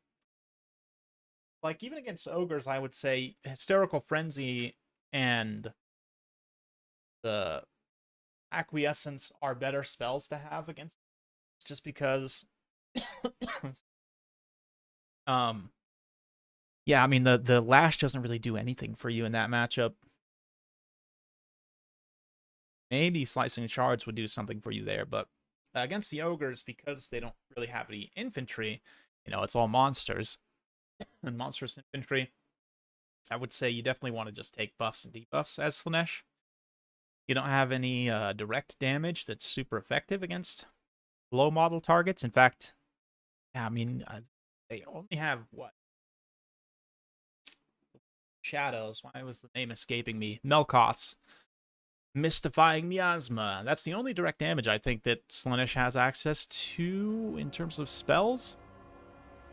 So, yeah, you really don't have much in terms of damage, magic damage output, but that doesn't mean you can't buff and debuff Ogres. Anyway, we're not against Ogres, we're against Horn. We got Halberds and Bloodletters up front to help Slaanesh, of course, like I said, the Bringers of Beguilement.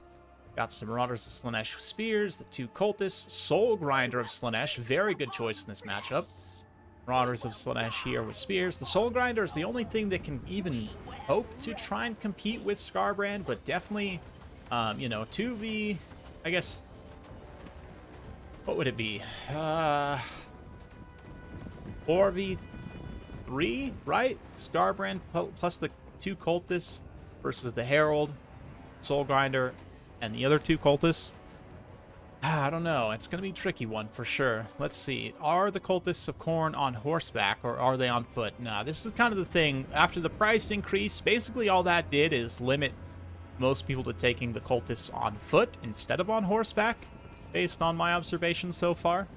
But forgot Pavane. Oh, I guess you do have Pavane too, but again, that's more a high model count, right? It's not really geared to dealing damage versus low model count units, but anyway.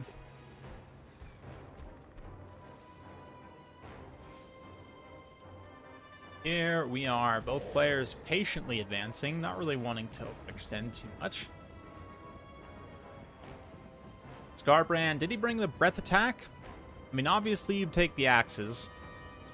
Did he not take the axes? What? Did he not take the... What? That doesn't make sense to me at all. I don't know. I mean, I don't think it's going to cost him necessarily, but in terms of ability composition here, like, I like the Rage Embodied. I'd probably hang on to that. And then the Weapon Strength Charge, where he gets a Weapon Strength for each kill, and then the Breath Attack. And I don't know. I mean, I typically don't take Wrathful Reaper just because I don't love the Enrage part of it. Also, probably cut this Fueled by Rage because if he gets below 50%, I mean, it's bad, but it's not that big of a deal. Whatever. I don't really care. I'd rather have the gold, but interesting. Interesting Skarbrand loadout. I don't know if I would take that one.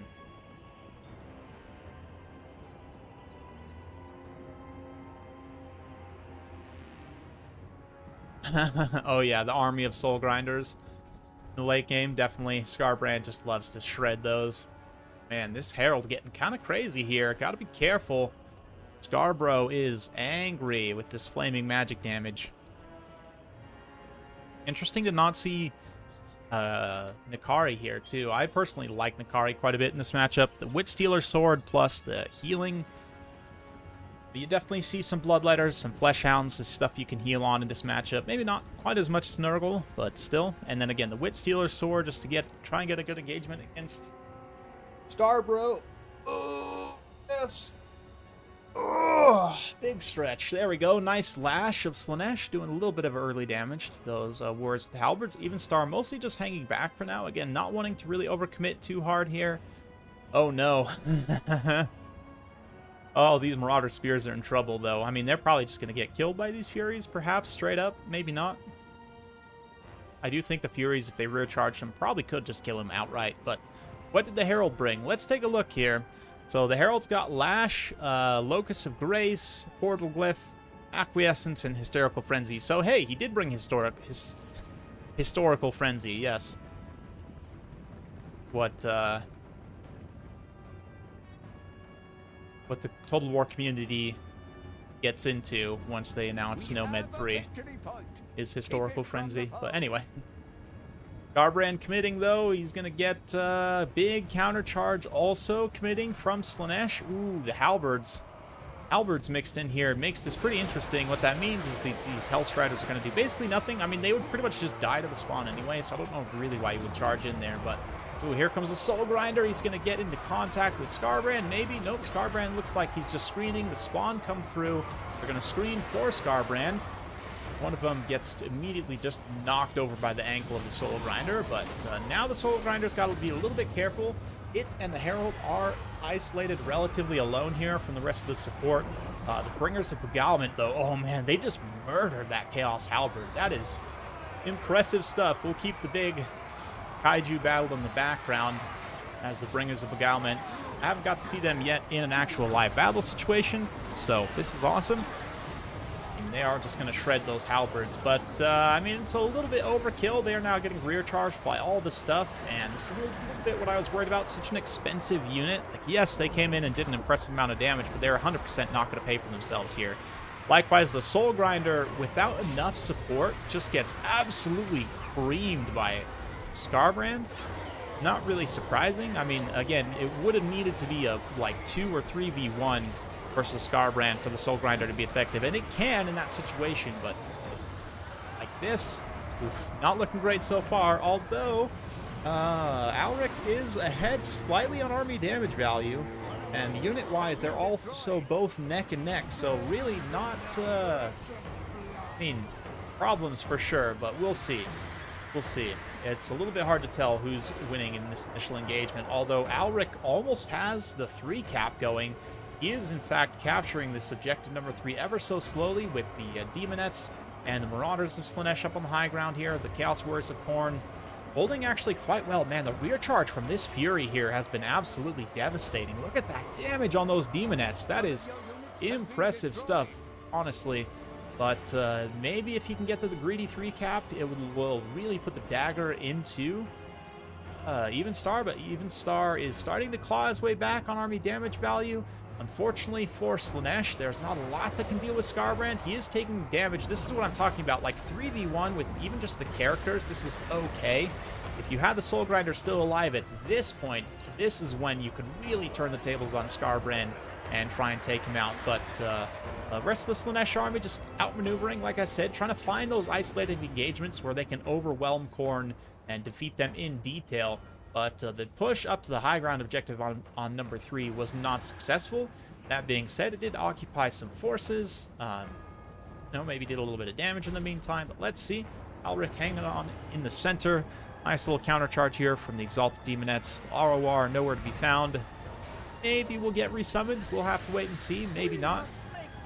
Hellstriders moving in. They trade okay against the Hounds, but it looks like they actually had a charge order on the spawn, unfortunately. So they do get a little bit caught up in the Hounds. Once they start doing attack animations, this should get some damage in, but a huge hit from Skarbrand on the Cultist sends her into terrified state. Going to run for the hills of Ulthuan, since of course we are on the Arnheim map. And Skarbrand's just relentless at this point. I mean, yeah, the Seekers are going to come in and try and get a surround on Skarbrand alongside the Hellstriders. This is one potential for a little bit of damage. Acquiescence as well to debuff the melee defense. Put him down to only 26, so he definitely will be taking damage, no question about that, but will he be able to just chad through and survive? Very likely to do so. Puts the big enrage. Oh, man. Rampages everything here. Unfortunately, does not catch the Herald initially. The Herald also has enough HP, which I don't think she would have been rampaged anyway, but there goes Skarbrand. Oh, no. Disaster for Evenstar as he gets clobbered on, starting to get clobbered, I should say, on army damage value. Only 1,000 really isn't that much, but losing Skarbrand from a tactical perspective is going to be a massive, massive issue. He is still hanging on. I think he actually used the army ability. No, he did not. He just has that much HP. Now he uses the army ability, the Relentless Rage, to keep Skarbrand alive for as long as that lasts, 15, 14 seconds, and now counting down. He's got the single HP there. Very good play to keep Skarbrand alive, but losing Skarbrand in and of himself, like the fact that that play was even necessary to begin with, not a good thing at all. It's, 1,300 plus now army damage value. Skarbrand falls in a fit of rage, burning, screaming into the sky. And now Slaanesh in a very commanding position to take control, or keep control of this game, rather, and take home the win. We'll see. Furies of Slaanesh taking out these Flesh Hounds. This force in the center is very thin. Even with just the Flesh Hounds, if they could get in here and maybe get a big rear charge, start to roll up a lot of these weakened units, could potentially get back into this game. Evenstar is absolutely not out of this yet. He's got the Halberd securing the high ground here still. Very little threat of being captured, at least for the moment. But looks like, yeah, unfortunately, a lot of the Khorne stuff with the death of Skarbrand is going to have leadership issues and start to rout, disintegrate, whatever else. Cultists are having a tough time, so I think that's pretty much a GG for Alric. Going to take a 1-0 lead on the series.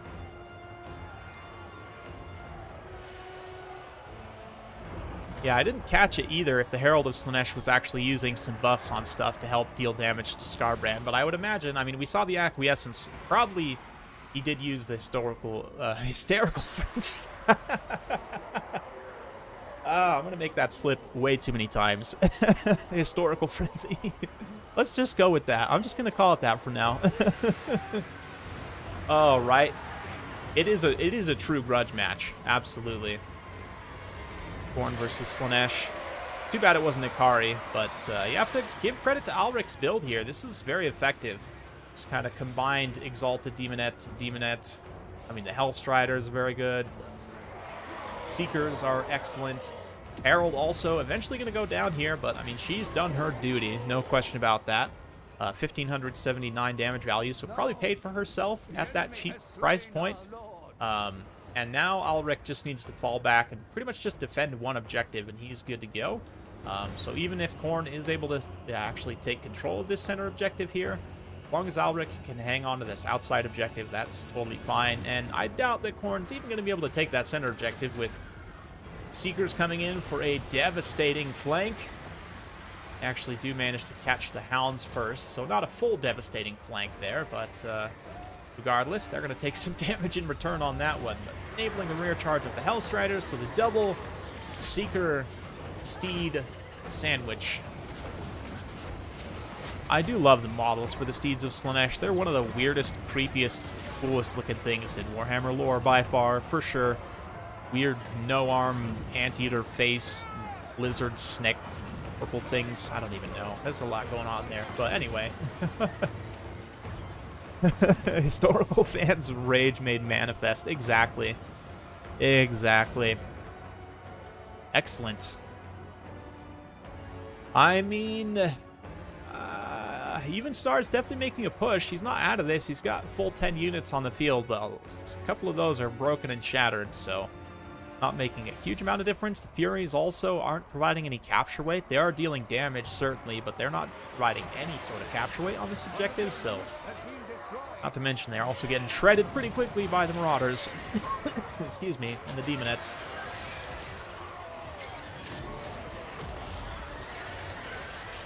Oh, 100% animations, spot on. Absolutely. A little bit of, what is that, narcissism here? Furies. And that's it, folks. I think that's it. Yeah. Evenstar doing his best to fight to the bitter end. Value-wise, again, he's still like less than 900 behind. About 900 behind, give or take. Maybe a little less now. That's crazy, considering just... Oh, look at this. Look at this. Slaanesh is suddenly almost completely out of units. Man, if Evenstar had been able to counter-push, like, 30 seconds earlier, he might have been able to come back and actually 3-cap that. That was very close at the end. I can see why he stayed in. He maybe thought he had a chance to come in and 3-cap, but Alric was able to hold long enough, play forward from the objectives, keep Khorne from fighting on the important places in the battlefield, and, yeah, gain victory in that way.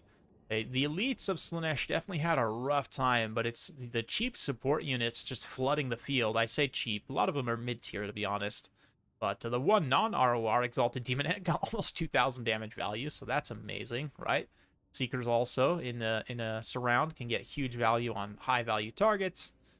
Hellstrider is doing a great job, so... looking good. For Evenstar's side, Scarbrand doesn't quite pay for himself, unfortunately. I think he was about 3,000 value with the current kit. So, yeah, again, I like to have the breath attack here and the weapon strength juice, sort of weapon strength accumulation buff, where as you get kills, obviously, it increases your weapon strength, because you can get ridiculously high with that, and especially in a long domination battle like this one, where Scarbrand got, I guess he only got 39 kills. Maybe, again, that's why you bring the breath attack and try and explicitly go, like, mulch some cheap infantry early in the battle. Try and charge up your weapon strength. I don't know if it would have made that much of a difference, but anyway. Let's go on to the next one. For this next map, we've got Broken Leg Gully.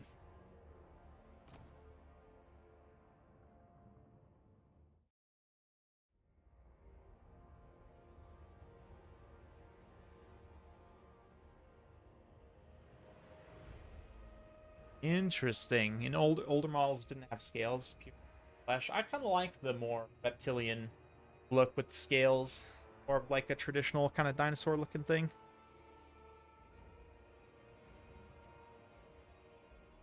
Oh yeah, 100% Ravazar. There is a mod that adds them, but of course not to the same standard as what Creative Assembly could do in terms of animations. I think they're just using the Kemrian Horse Neck called.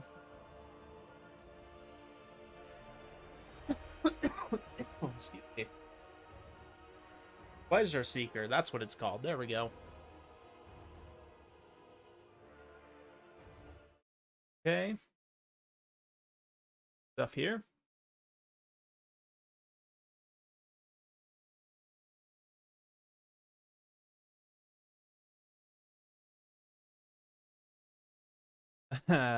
Let's see. Unfun.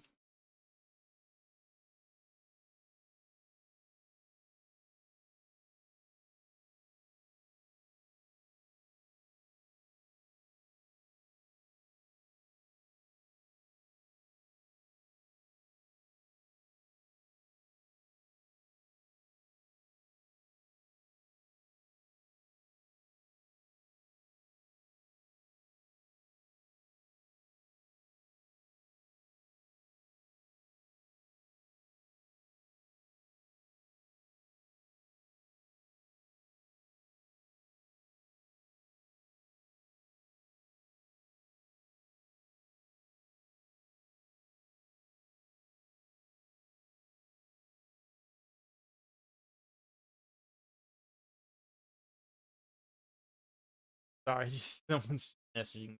Funny. Anyway, I'm still here. And these guys are getting their choices locked in. Looks like we could potentially be seeing some Demons of Chaos, which is great. This here, put the bracket back up. Sorry, not the bracket, the screen blocker, so I can spy these guys' builds. Are definitely thinking about some different picks.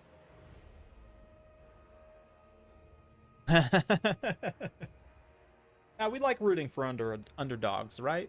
Like rooting for underdogs, and as strange as it is, as call player as good as Alric is an underdog, in some ways he is an underdog, right?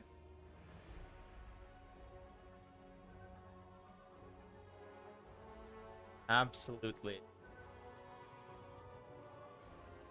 Alric going ogres, perhaps?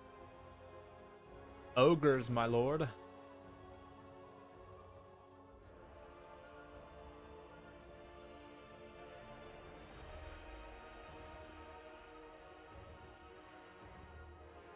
Oh, Kislev, really? Really? No way, no way! Dude, what are you... Oh, man. Personally, I have a hard... historically, I've had a hard time with this matchup as Kislev. Since they nerfed some stuff, though, actually, I might go back and try it again, but... Yes.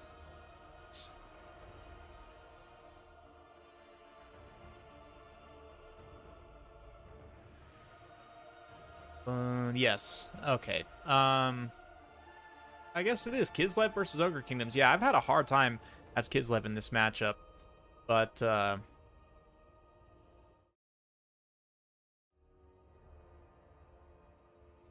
um,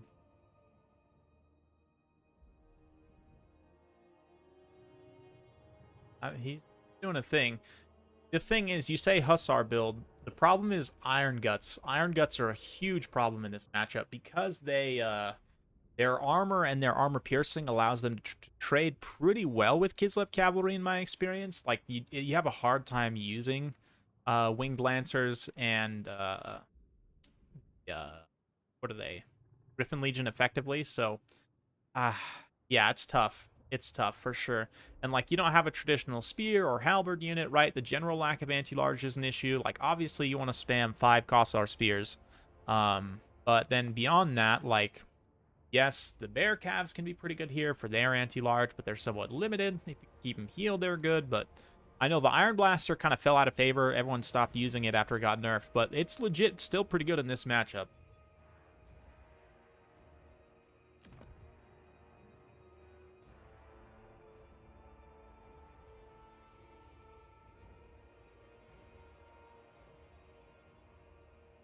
Yeah.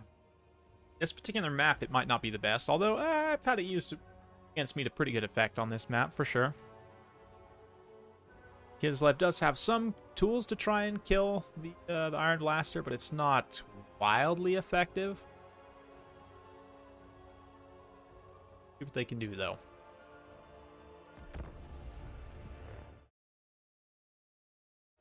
Let's buy this one more time, so I know. Okay. Okay.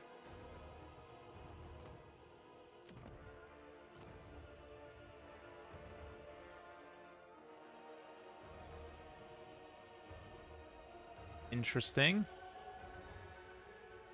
Very interesting. Okay, now let's take the screen blocker off. Before I forget, now that I've spied some build stuff.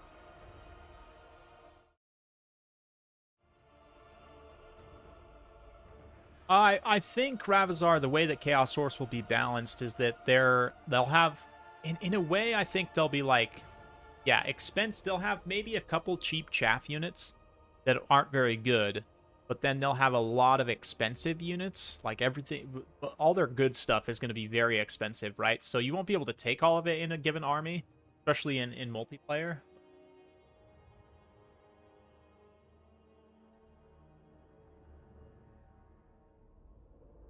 Yeah. Iceguard Glaives, yeah. They are more Glaives than Bardish's, which is a little sad, but it's fine. Icicle Glaives maybe makes me think of the Stahlroom weapons in Skyrim. Actually, a couple months ago, well, like a month ago, I was playing a bunch of Skyrim, and yeah, I have a mod that adds like spears and halberds and glaives and stuff, and I made a Stahlroom spear and a Stahlroom bow and was like, ah, I'm an Ice Guard. Fun. Hey, what's up, Scree? Good to see you. Kind of, except even more so. Like, Ogres, you at least have cheap bowls for like 500 points, right? 550 or whatever they are. Whereas with Chaos Dwarfs, they'll be more like Horn, in that, like, they're, you know, besides like one or two chaff units, your starting unit your next unit up will probably be like 700 points, right? So, yeah, cheap units will be Hobgoblins, exactly. Exactly. Similar, similar to the sort of Noblar-Ogre relationship, definitely, but a little bit different.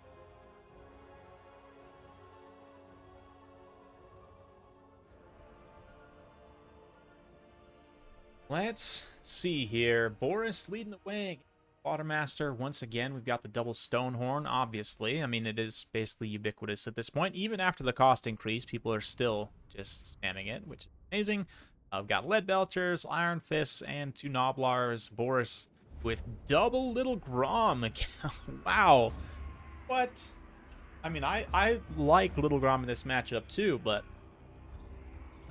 that's a bold move. Double Little Grom in the starting army is definitely a very bold move. I'm curious to see how this works.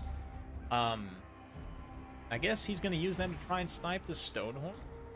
I mean, do they do enough damage to actually snipe the Stonehorns is my question. Anyway, then for the rest, yeah, there was Boris there. We got some characters. We'll take a look in just a second. Hobgoblin Wolf Riders, Hobgoblin Infantry. Maybe some Hobgoblin Wolf Rider Archers. That'd be neat.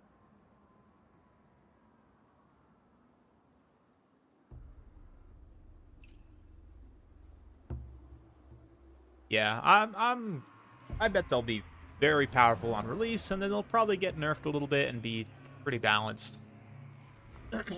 But we'll see. Definitely is a faction that has the capacity to be wildly overpowered. Yes, the dreaded double Little Grom. A wild choice. Could have foreseen this.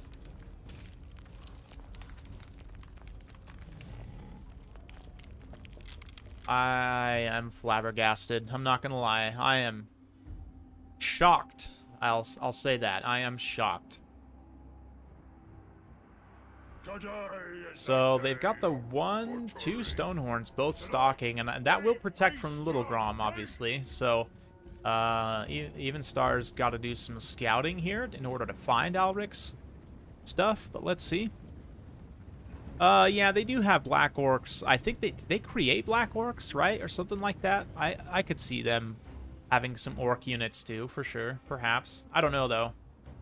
Not as up on the lore. I think the Orcs all left, right? I think that's the whole thing, is that they, like, were led out of captivity by the Black Orcs or whatever. Anyway. Boris, Frost Maiden, Patriarch. We've got Lore of Tempest here. Let's take a look at the spells. Hailstorm and Glacial Blast. Hailstorm, I think, did get a slight buff, I want to say. Maybe not. I know Blizzard got a buff.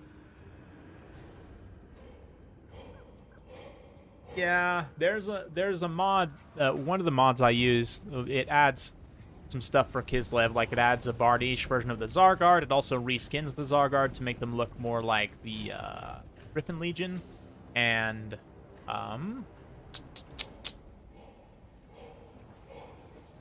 oh, okay, Medley coming in with the lore tidbits here. Good stuff.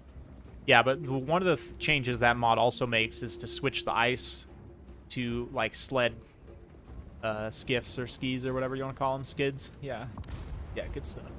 Anyway, little Grom opening up here, gonna get a nice hit into those bulls. I mean, they are just some 500 bulls, so not that big of an issue. But oh no, suddenly the stalking Stonehorn reveals itself. Yeah, that item definitely needs to be removed. Bang Stick also comes in, and this is going to be an immediate disaster. Alric will be able to take 1,000 plus 2,000 damage immediately, and I'm not sure sacrificing the kitten's going to do much here. You know, actually, I take that back. 2v1, this might be okay, especially if Little Grom turns around and starts shooting point blank into the butt of the Stonehorn. That will be fantastic. Other Stonehorn getting pushed away as Boris and the Bear Squad show up, dish out some righteous justice. So there you go. Thankfully, the By Our Blood passive keeps Little Grom in the fight until he can be resecured. There we go. Like I said, shots in the butt. Meanwhile, the forces up on the high ground are left without support. The Kossar is doing okay. Get a little bit of AoE damage there from a fist bump, but yeah, the bulls are trading very well. By Our Blood does kick in there, and is likely to kick in for these Kossars here too. They will do some pretty good damage in the meantime. They're probably going to trade cost effectively, honestly, in that situation. Maybe, maybe not. It's hard to say. That is a lot of bull bodies. Speaking of bull and bodies, lots of bodies here. Looks like we're going to have a bombardment from the lore of Tempest. Do some damage and actually routes those Saber Tusk back. They really don't have great leadership at all, so it doesn't take a lot to see them off. But this massive blob of 5 Kislev single entities should be able to go 5v3 or 5v2 here rather, and do just fine. Question is, what will be the state of the rest of the army as they contest that and try and finish the Stonehorns? Not great, to be honest. Evenstar is slightly ahead on damage value, but units-wise, he's starting to lose out a little bit. He's already down 2 Kossar Spears, down another Kossar over here, right? And whereas the Ogres, they've recovered these Wolves, they've recovered these Saber Tusk pack already. But the damage on the Stonehorns, I mean, that's where all this value is coming from, primarily, is the damage on the Stonehorn. Keep in mind, though, of course, Stonehorns can be healed. We already see 1 Troll Guts popped on this Stonehorn. Getting a little bit tongue-tied. Another bombardment from the lore of Tempest. And unfortunately, it looks like both of the cheap Frost Kittens are basically done at this point. They don't have a whole lot of armor or HP, so getting circle beaten by Ogres is definitely something they do not enjoy. But let's see, Little Grom continuing to fire in. Well, how did you miss? How do you miss that? That is impressively awful. Wow. I am honestly like, yeah, that's pretty good. You have to try to miss that, I feel like. But anyway, Boris coming in for rear charge. He's going to get a nice attack here. That elite anti-large AP damage helps to push the Stonehorn away. And then Little Grom is just immediately going to fire. No, it's like it being pulled in melee range. That's weird. Bit of a buggy interaction there. But some more Kossar Spears coming in. The Kossars, unfortunately, their shooting is going to do basically nothing to the Stonehorn. But it looks like, yeah, Alric, despite the fact that the damage value is now about even, Alric is, I feel like map control-wise and unit-wise, he's got a pretty good lead. But definitely not anything insurmountable. I mean, I've seen people come back from crazier defeats, certainly. We've got Little Grom potentially going down up here, Little Grom going down there. This squad continuing to hold out. Some of the one of the Snow Leopards actually does manage to not rout, and the Patriarch, of course, providing that AoE heal, constant heal and vigor refresh to all of these units.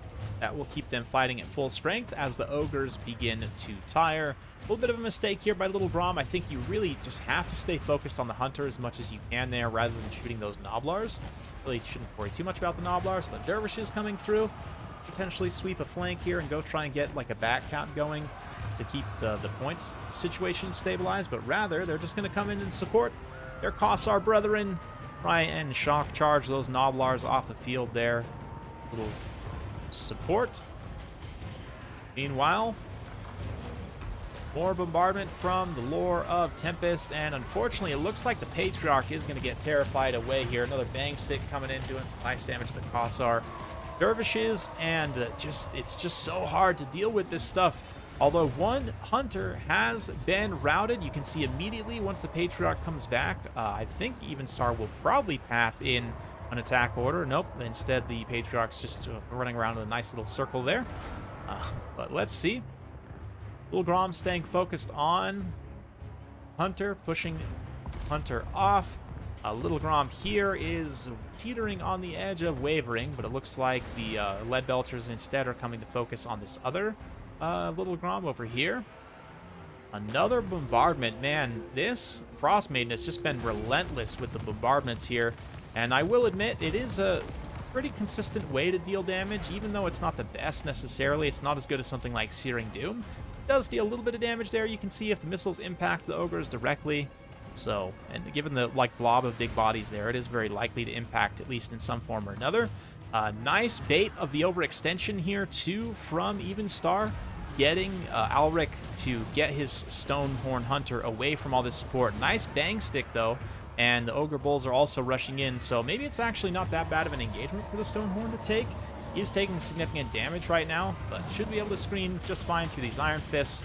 And as they come in and get us around these characters, they'll do quite a bit of damage. Should be able to rout the Patriarch. We'll see, actually. Patriarch might turn things around. Boris also completely surrounded at this point, getting circle beaten by ogres. Does a little shard blade action. That's going to deal pretty good damage. It's not insane against ogres, but it definitely, I mean, every little bit helps. Certainly in a blob situation like that.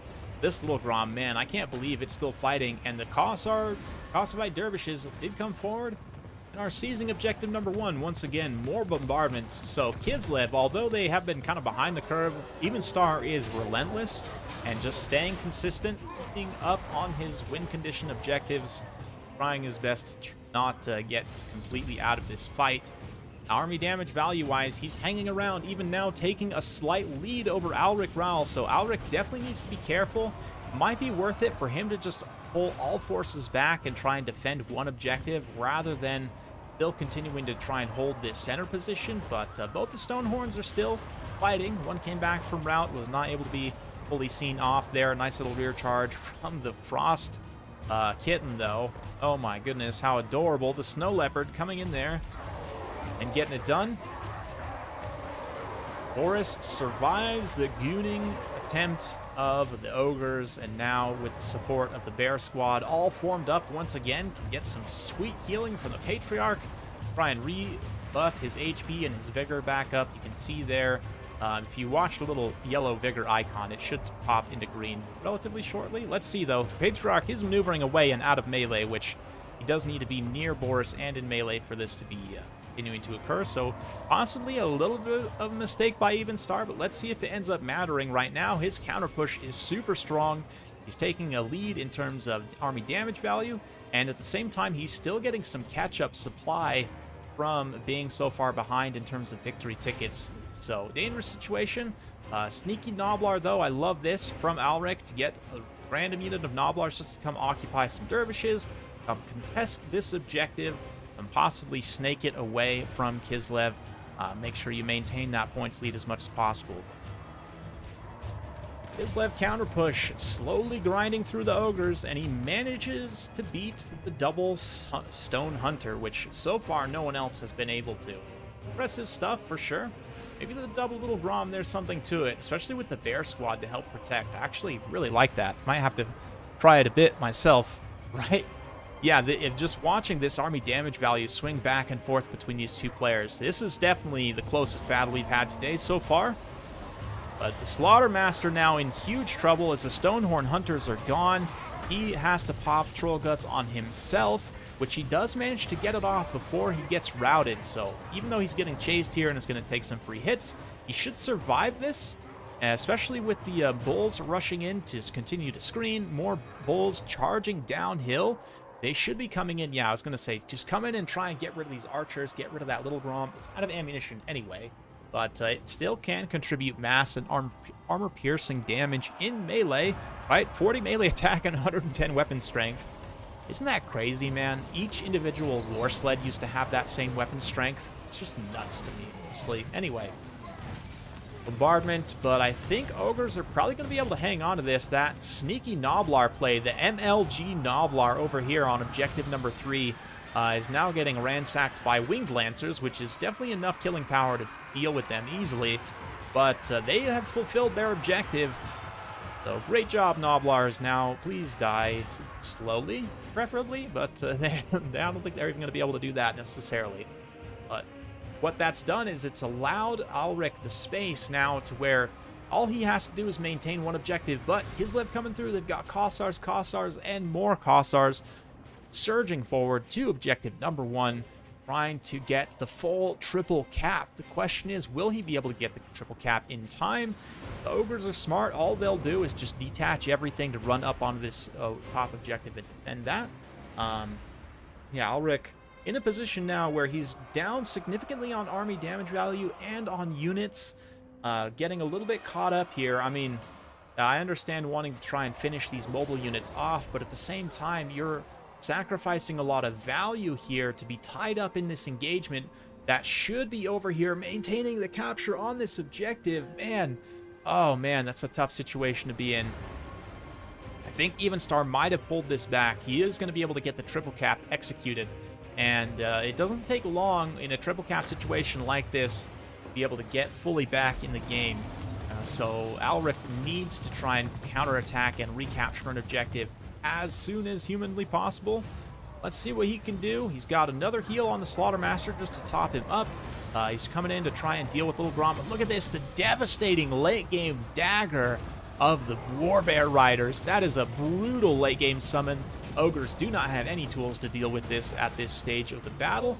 Noblars were able to come in here and at the very least delay this capture. Oh man, they're just barely hanging on to that objective. Oh, will the Bulls be able to actually get onto the objective in time? The Bulls do make it onto the objective just in time, but the Winged Lancers arrive. Oh, the Winged Hussars. Oh man. They do arrive and provide the extra oomph to finish the capture here. No, not quite. It's barely. There it is. Okay, now it flips. The triple cap has been fully realized, and now it's up to the Ogres to counterattack back and try and re-seize this objective. Dual hand weapon Bulls are dishing out serious pain, but also taking extreme damage in return from the point-blank fire of the Kossars. Slaughtermaster on the low ground gets dealt with. Boris and the Cat Squad, their squad, are aces in the getting it done. The ace in the hole, rather, is these Warbear Riders. Man, they're just sweeping up, finalize the finish, and I think, man, Alric was looking very good, but Evenstar played it very patiently, continuing to keep on those stone horns, keep his victory condition in his sights. And we've got a series here, folks. What a game. I might have to save this and cast it separately, because that is by far one of the best Domination games I've ever seen. Man, that is impressive, honestly. Very impressive. And the Winged Hussars arrived and saved the day just in time. The Warbear Riders also here now. And I don't remember hearing about that in the Sabaton song, but I'm sure they just decided not to include that verse on the album release version. Oh man. Oh man, Kislev. Kislev, what did they do to you? Man, the double Little Grom just, yeah, it's patient push. It's amazing what you can do when you're kind of up against the wall, so to speak. Ogres throwing everything they can in onto this objective. Oh no, perhaps the Rogue Saber Tusk pack can recap, but at this point, I mean, Alric's within striking distance, or sorry, Evenstar, within striking distance. He doesn't need, he even at this point can probably one cap and still win. Yeah, so yes, what a game. This is why I love Total War MP, says Ravazar, and I agree completely. Wow. Wow, that was close.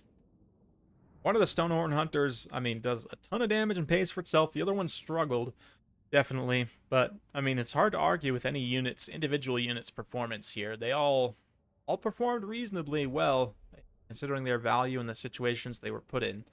On both sides, just crazy, crazy value. Man, almost 4,000 value on Boris, whacking Stonehorns in the shins with his halberd. Both the little Groms pay for themselves, too. Love to see that. That Tempest, that Lore of Tempest, just every, keeping that thing on cooldown, constantly dropping on the blobs of ogres surrounding those characters. And then, of course, the Kossars doing a great job, too. Warbear Riders in the late game as just a finisher unit. I love that. Snow Leopards paid for themselves twice, which is great. So they, because I think they were all resummoned twice as well. Man, oh man, that was great. GG. GG indeed. Still counted as Alric's win. Man, that was intense. That was intense. Okay, let's go on to the next map. Let me double check here. Woof, I need a breather. Drink of water, wipe my hands, like, that was intense. Okay, guys, as these guys are getting their next faction picks locked in, I'm going to go grab a drink of water. I'll be right back.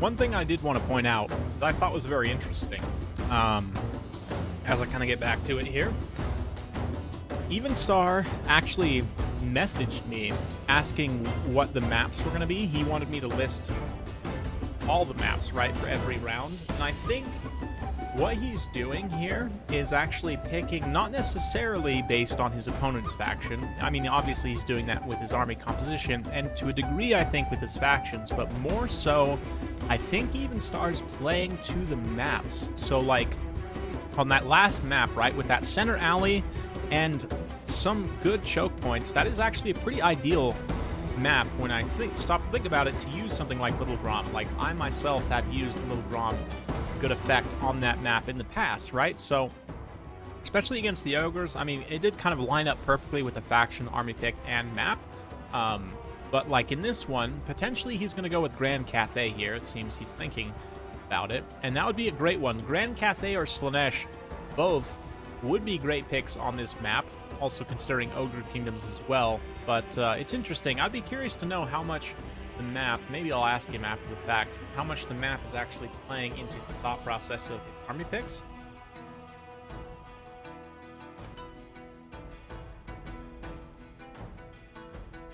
Very interesting.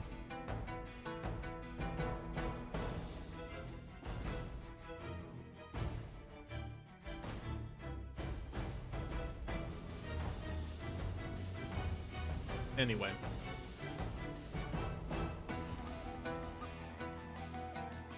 Let's see some stuff here.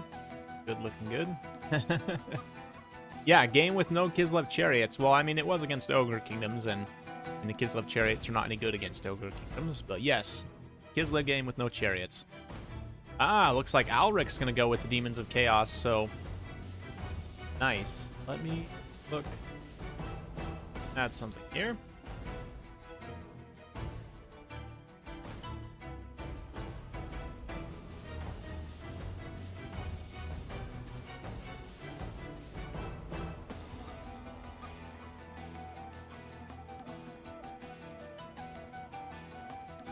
Thing. Okay.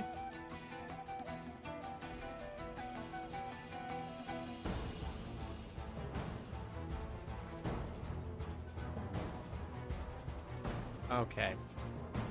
Okay.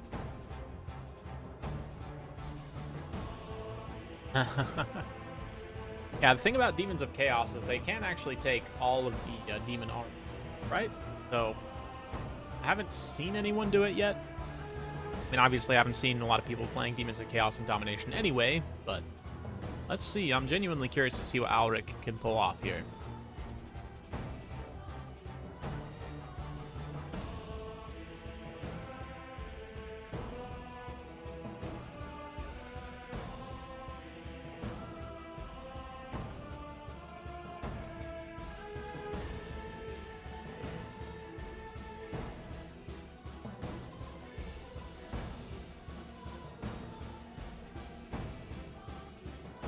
Okay. Sorry, guys. Just giving my voice a little bit of hydration going. Y'all, here's a reminder for you. Go drink some water. Good for you. I don't think so. I actually don't know.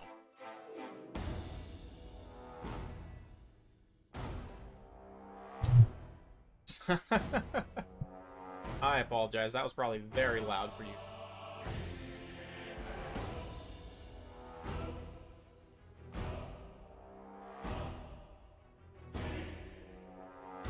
Man, that's like 3 or 4 times this stream. This thing is a menace. I guess I gotta reposition it so I'm not whacking it as much. But anyway, you guys are pretty much almost done in terms of army picks. Not quite, but definitely some interesting considerations. Playing as Demons of Chaos, you don't have any anti-large infantry, any direct anti-large infantry, right? Because, again, you don't have any of the spears or halberds. You just have demon. And in fact, I think the only unit with an actual anti-large bonus you have is like the Bloodthirster, which you're not allowed to use in this rule set. Soul Grinder, again, not allowed to use in this rule set. So, I mean, you're going to have to rely primarily on your shooting for anti-large. And I guess one of the Demon Lords does have anti-large too, but it's, I guess a couple of them do. But we'll see.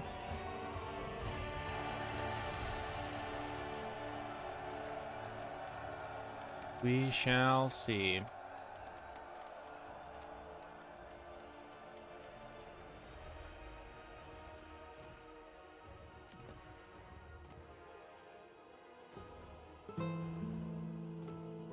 Okay, I think that's enough for the mid-team music for now. Thank you very much. Cool. And I just closed chat. That's great.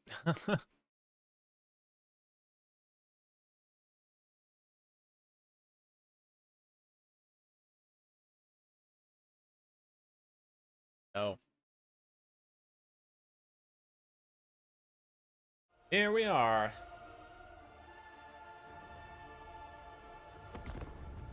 The Demon Princes can get anti-large if they have the right items. And in terms of the ones that they've made for multiplayer, the Corn one and the Slaanesh one both have anti-large. Corn one has 515 in anti-large, which is honestly pretty good. And the Slaanesh one has 470 in anti-large and armor sundering for whatever weird.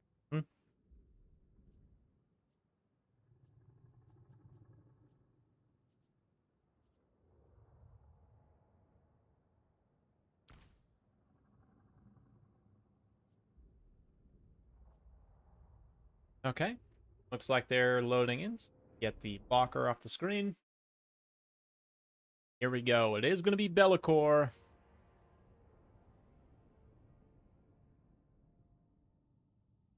Big bad Be'lakor himself. Yep.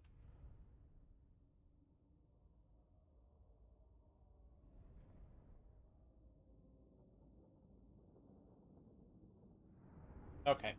And Battle of Itza, too. So, Demons of Chaos is an interesting choice. I mean, they have so much flexibility in terms of their unit composition, to a degree. That definitely very strong mobility, kind of, access to a lot of the good Slaanesh units. So, I would expect a pretty mobile build on this nice open map. Let's see, Alric. Evenstar, rather. Coming in with the Ogres. Should be interesting to see what he has as well. I would imagine probably a nice balanced force. The only thing, when you're playing against Demons of Chaos, the only thing you can really guarantee multiplayer is that they are going to have an expensive Flying Lord that you probably want to try and snipe. I'd expect some tools for that purpose. Maybe an Iron Blaster, maybe, Man-Eater Pistols or Lead Belters. Something to shoot him out of the sky, for sure, from the Ogre's perspective. At least I should say that's what I would do. Yeah, Skull Crushers you can't use as the Demon Prince, correct. At least in multiplayer. Obviously, in campaign, you can access all of the units, but... Oh, I know, right? I'm so stoked to play Be'lakor in campaign. I really hope he comes with Immortal Empires. That'd be a good time to add him, for sure. Anyway... Be'lakor leading the way here. He's got some Plague Bears. Got, 3 Plague Bears. We've got the pink horrors of Zinc, 4 Plague Bears, some blue horrors up front. So it's Nurgle and Zinc initially, with Be'lakor leading the way. As for the Ogres, yep, Iron Blaster. A couple of Hunters. Got Noblar Trappers, some Bulls, and Slaughtermaster of the Great Maw. Interesting. I guess people stop taking Scrag maybe because he has a bigger hitbox or because the Slaughtermaster is just better in some way. I'm not really sure. I mean, I guess if you're not taking Gorgers, since Gorgers got the massive nerf stick, maybe that's why you don't take Scrag anymore, but interesting. Iron Blaster's going to open up. Doesn't do too much damage initially, just hitting some blues rid of their barrier. Of course, Be'lakor can heal himself, right?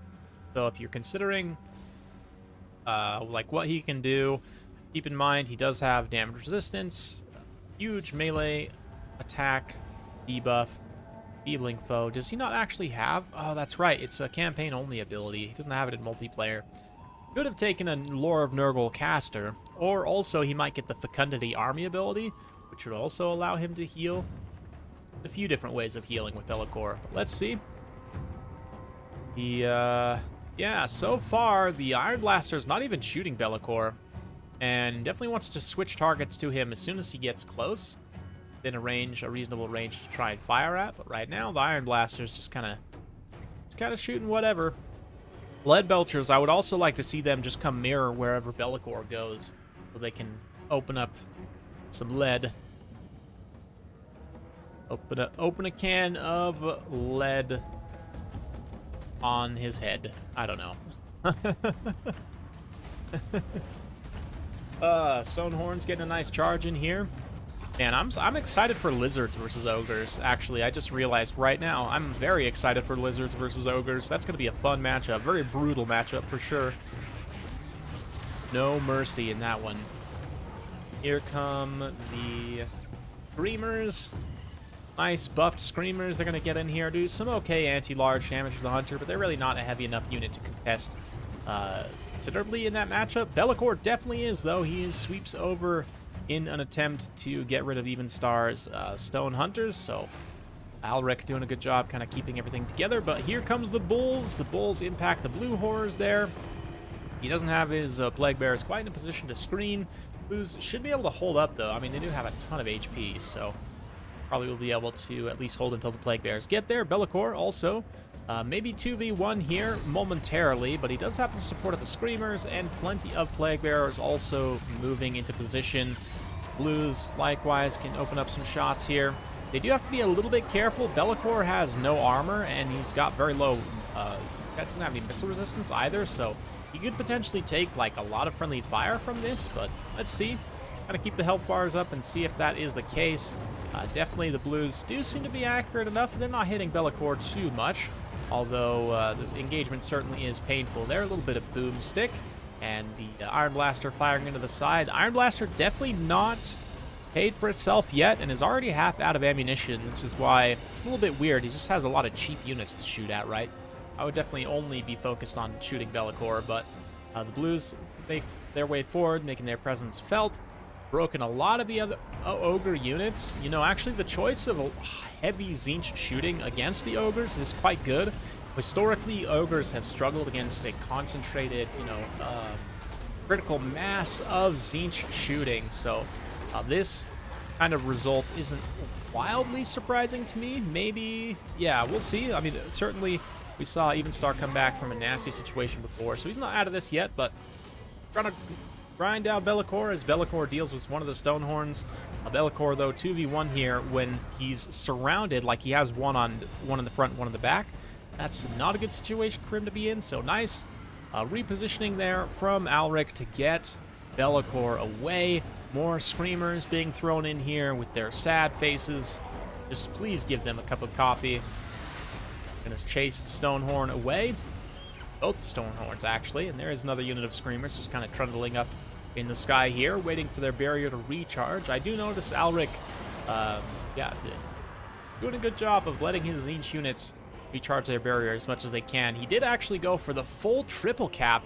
I do notice on this battle, if you win initial battle pretty decisively, it's not that hard to get a 3 cap early on in the battle, and that is going to put Evenstar in a really bad position where he has to immediately counter push at least one objective to not get too far behind. But in terms of army damage value, Alric is slightly ahead, and that's even with some Zinch barrier shenanigans going on. So yeah, looking pretty good there for Alric so far. Demons of Chaos are definitely very strong, but I'd imagine Evenstar will probably pick them next. We'll see. Oh man, the Slaughtermaster. Oh, the Slaughtermaster gets slaughtered. Be'lakor, Lord of Shadows, showing the silly Ogre who is the true big bad of Warhammer 3. Doesn't even have time to fully finish him off. Just leaves him to the dogs. That's brutal. Oh man, that is just disrespectful on the part of Be'lakor. I mean, yes, probably he should have been trying to have the Stonehorns compromise shooting units, but at the same time, you know, going after Be'lakor, like, he really doesn't have a lot of great tools, weirdly enough, for dealing with Be'lakor, which, again, I mean, you kind of, I would have expected maybe man-eaters with great weapons, or some kind of elite units, man-eaters with pistols, something to just try and snipe Be'lakor out of the sky. But 2v1, I mean, the Stonehorns 2v1 against Be'lakor is just, it's a fine engagement to take. There's nothing wrong with that, absolutely. Especially within range of the Lead Belchers. Looks like the Screamers are going to go back and try and shut them down. Blues coming in, going after the Gnoblar Trappers, the Ogre Bulls here. Gnoblar Bulls, could you imagine? Anyway. Be'lakor here, continuing to fight on. He's got the Arcane Surge, which doesn't actually do anything, but will help him ideally regenerate some Winds of Magic, but I don't think it's actually that useful. Another Bang Stick coming here, does a little bit of damage to the Plague Bears. I don't know if that's actually worth taking, to be honest. I do see a lot of people paying for that item, but I just, personally, I don't see it. Does make the Stonehorns that much more expensive, so as they take more and more damage here, it's going to be painful. But look at this, Evenstar again starting to take a little bit of a lead on damage against Alric here. And in terms of units, he's also got more units on the field, so yeah, we'll see. Evenstar might be able to make a little bit of a counter push here.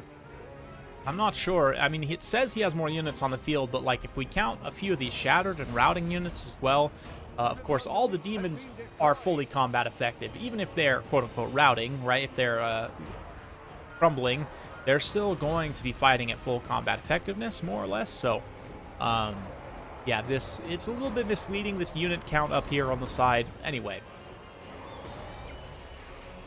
Plague Bears get in there. Screamers get in there. Pinks standing in support as well.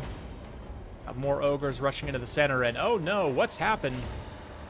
Oh, there they are. I was like, where'd the health bars go? Be'lakor's actually a little bit trapped in here now, getting surrounded, and suddenly again we see things turning around. Evenstar with the patient push, able to get a good situation and perhaps start to push back. He does have a double cap right now. I mean, yeah, I think it's going to be very close, even if Alric's able to hold this one objective, right? And just one versus the two, I think Evenstar can win on a 2 cap at this point. He doesn't necessarily need a 3 cap, although it is very, very close. He was able to seize these other objectives just in time, so another wild back and forth. Man, these two competitors are just razor evenly matched. Very impressive stuff on both sides. Be'lakor charging in once again, just murdering some ogres outright. The fact that Be'lakor doesn't have access to any healing right now is a problem, but if he does damage, if he can continue to stay alive and also deal damage, he could potentially get the Fecundity Nurgle army ability to heal himself, right? And yeah, definitely at this point, I'm sure Alric is wishing that he would have brought a Plague Ridden. I definitely, with this faction, pretty much in every matchup, I will take a Plague Ridden to heal Demon Prince or Be'lakor or whoever my lord is, just because it's so useful with that high value, expensive flying power lord to have that sustainability in combat. But anyway, things are starting to stabilize a little bit for Alric, though. He's not getting too far behind on army damage value, and he's managing to maintain a lot of his units pretty healthy. Like, he's got these pinks here, he's got some more blues coming in. The demon versus mortal unit here interaction is definitely being seen as the Fleshhounds just chase off these Saber Tusk pack, and it looks like the Iron Blaster and the dual hand weapon bowls overextending, trying to support that engagement. Yeah, we'll see. Alric, I think it would be smart for him to try and recap the center objective if he has the opportunity to, but it looks like, oh no, Evenstar probably should have just stayed there with the bulls to recap that objective too, try and go for the full 3 cap. He had an opportunity there, but instead, he's going to go into an engagement where he's definitely going to lose. These 2 pink horrors, there's no question they'll be able to finish off the dual hand weapons there, especially in support of each other. Be'lakor also hanging around, supporting the Screamers, supporting the Fleshhounds here. So what looked initially pretty dangerous, I think Alric has stabilized the situation. He's got Fleshhounds up on the top objective here. So many of the Ogre units are routing and shattered. Evenstar has been having a tough time withdrawing his units. And maybe this is a little bit of a mistake on his part, but the recharge timer is longer in the 1.2 update than it was in 1.1, so it's arguable as to whether it's better to just withdraw some of these very weakened, tattered units. But I think, like for example, this Noblar I would probably withdraw, this Noblar I'd probably keep on the field. But as it is right now, looks like Be'lakor's horde is going to be able to hold on for the win. Will he be able to recap an objective, though? It's going to be close, guys. It's going to be close. Evenstar is gaining on tickets, for sure. But Be'lakor now moving in, decisively defeating those Noblar trappers, allowing these blue horrors the full capture weight to finish that objective off. Excuse me. Oh, another absolute scrap, man. This time, looks like he's going to be able to hold on. Looks like Alric will be able to keep his lead. Let's see. He does need to recap, and Ogres are not out of this yet. They are putting together a little force to counterattack back in and make sure they maintain the capture on that center objective. Demons of Chaos actually also own that side objective there. I didn't even realize they No, sorry, they've always owned that one. I'm getting a little confused here. Yeah, they need to seize this center one, which looks like they were just about able to, but at this point, as long as Alric can avoid getting 3 capped, but that is a big if. I mean, once again, Even Star is looming with a huge amount of units left. This is a big mistake. A Blue Horror far out in the corner there, just all by themselves. But notice how Alric is continuously just going to whatever objective Even Star is weak at and fighting on that objective, right? Rather than trying to contest his main force, you know, with stone horns and these fresh bulls and everything else here in the center. So, man, another close battle. Army damage value, they are neck and neck once again. What? I know, Buckington, this is this is one of the craziest series I've seen in Total War Warhammer 3 so far. I definitely am, I'm very happy that we got these two matched up against each other. Absolutely. Look at that fire coming in on the Stonehorn. Absolutely just insane. You couldn't ask for better games than this, guys, honestly. Bellicor might go down here, though. He is a little bit surrounded. Screamers in support. More Fleshhounds rushing in. The Blue Horrors doing their best to try and just saturate fire, but it's partly RNG, too. I mean, RNG in your favor, though. Talk about the Dark Master reducing the Hunter's melee attack by 40 down to only 4, so he's not going to be making much contact with Bellicor unless he gets very lucky. But, oh no. In terms of the capture situation, though, it looks like Ogres were able to come in and get the sneaky 3 cap while I was in cinematic cam there, so a very bad situation for Alric. Despite the fact he's holding on army damage value, he did get 3 capped there, but look at this also. All of this stuff for the Ogres, routing in the center. A little bit of lags here. Hopefully this stabilizes. But, yeah, I mean, this is intense right here, because he could recap this high ground objective with this unit, right? He could potentially recap this center objective.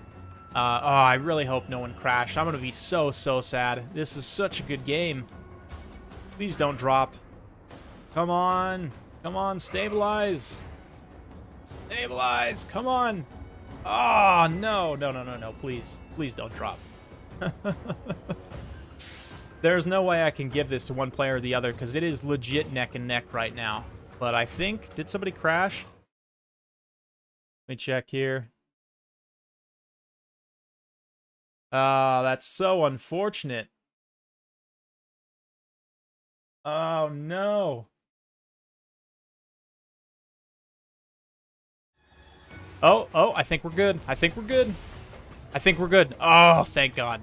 Oh, my goodness. Okay, we're back, folks. We're back. And the Ogres are continuing to try and collapse, getting on these Blue Horrors right here, but the Fleshhounds are counterattacking. They do get a volley off, and the Fleshhounds kind of saturating in the mass. Does mean they'll be able to trade all right. The Screamers getting in here. The problem is with all these flying units for the Demons of Chaos, they don't have any capture weight, right? But, oh, man, Alric scrapping, trying to stay in this game. He's recapping this high ground objective. These Ogre Bulls haven't noticed in time. They're not going to be able to prevent the capture there. And even in the center, too, he is slowly taking up the objective, but it's almost too late now at this point. It is, in fact, too late. Oh, what? Even Star? Really?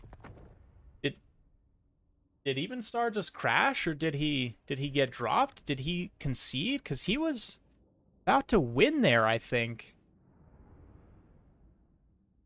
That was strange. Hang on a minute. He got dropped. He did get dropped. Oh, that sucks. Oh, that so sucks. I think he probably had that one. I'll ask Alric what he thought, but oh man. That's a decisive game 3, too. No. Okay. Bear with me 1 second, guys. I'm going to put it back over to the bracket here, put some music on, and I'll try and figure this out. Bear with me here just a moment, and I'll be right back.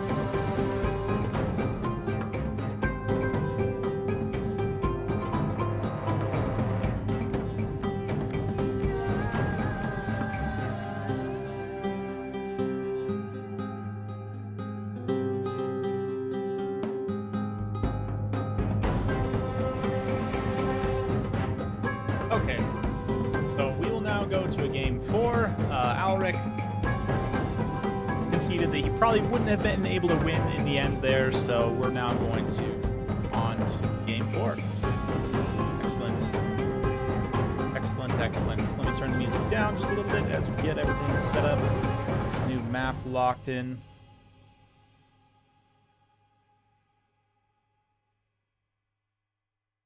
Mountains of Morn, map for game 4. So if Evenstar can win this game, he takes the series. Alric can win this, he'll force a game 5. So strap yourselves in, folks. It's been just one of the wildest series I've ever seen in Total Warhammer 3 so far. So thank you all so much for being a part of it. You all are just the absolute best. Couldn't ask for better fans, honestly. Thanks for sticking with it. Back, and we're at it.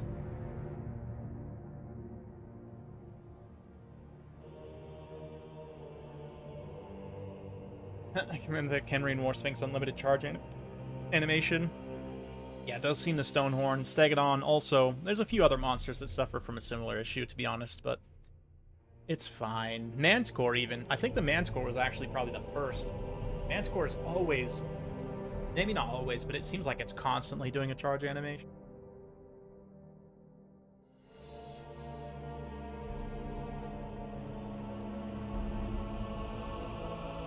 Okay, let me go put my phone on the charger, guys. I'll be right back.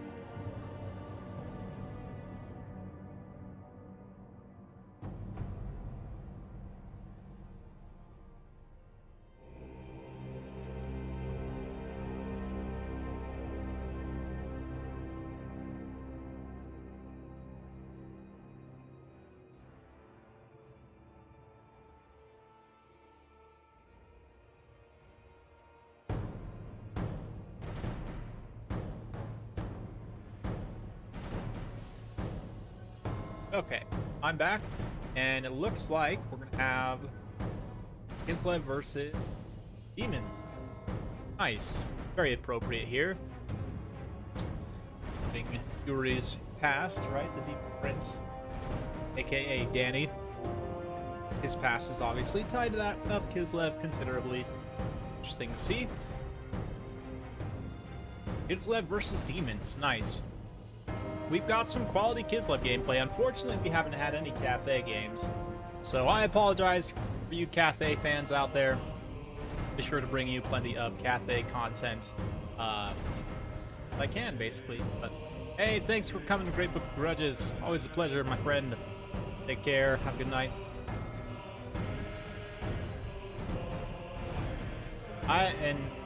responding to Huggington's earlier comment about showing that domination mode can actually be fun with the right matchup and the players, and I agree.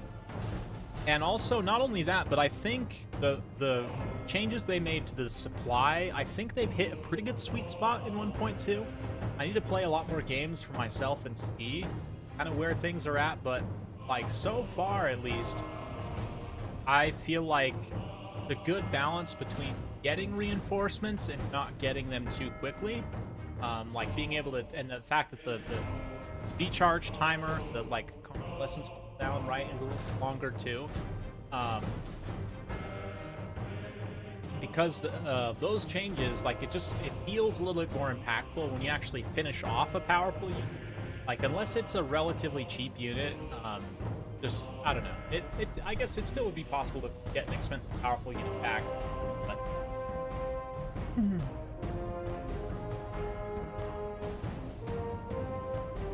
Improvements in 1.2 for me made Domination, it seems pretty good now, honestly. I gotta play more games with it, but I've been enjoying it now more probably than I ever have in the past, given the current setups. The only thing I'm a little disappointed, I'm not gonna lie, I was hoping for a couple more maps in 1.2, but that's fine. Hopefully 1.3 and obviously Immortal Empires all should bring more maps as well.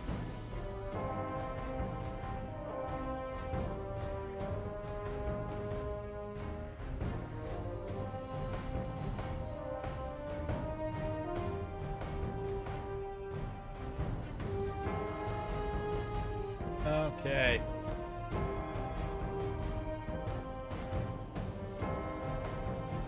Nice.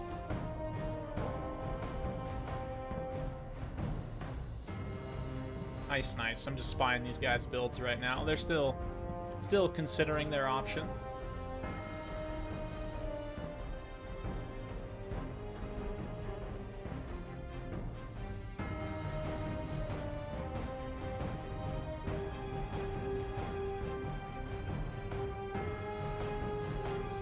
And once we get everything added in, though, like, oh, Immortal Empires Domination is gonna be so good. So good. Like, oh my goodness. It's gonna be once we get everything. And there's gonna be so many matchups to learn, too. I'll be able to make content for the next 15 years, probably, just exploring different matchups, because so many factions.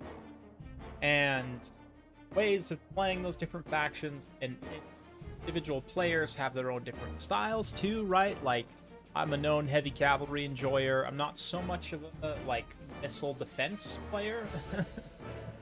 I do know some of those missile defense players though, and I personally like to play more rush oriented with lots of heavy cavalry, strike force, and so forth. You know, obviously, like, Falcon's a pretty well-known, like, very strong rush player, or you have, like, Lotus Moon, who's well-known for being very nasty at kiting. I mean, obviously, the best, it kind of depends. I mean, ideally, you would want to know how to do everything, but that's just, realistically, right now, where we are in Warhammer, there's very few people that can, like, kite and rush and, you know, do all that stuff to the same level. But certainly some can, definitely. And I know, like, Evenstar, obviously, and Alric Rawl are both really strong players. You know, in that conversation of some of the best in the world, for sure. And there's a lot of other players, too, though, that are, like, kind of on a hiatus from Warhammer 3. They're waiting for Immortal Empires, you know, like Falcon, and I'm sure some others of the really, like, top echelon players are in that same situation. So yeah, once we get everything back, not only are we gonna get new factions back, but we'll get, you know, old veteran players back, or I guess old factions, but yeah, old veteran players back too, right? It's gonna be a good time. Looking forward to it.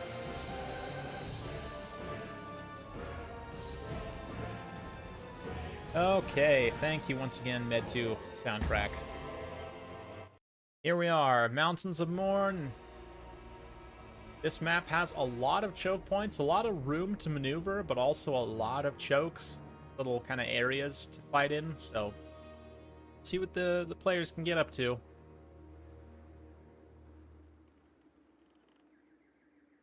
Islev versus the of Chaos.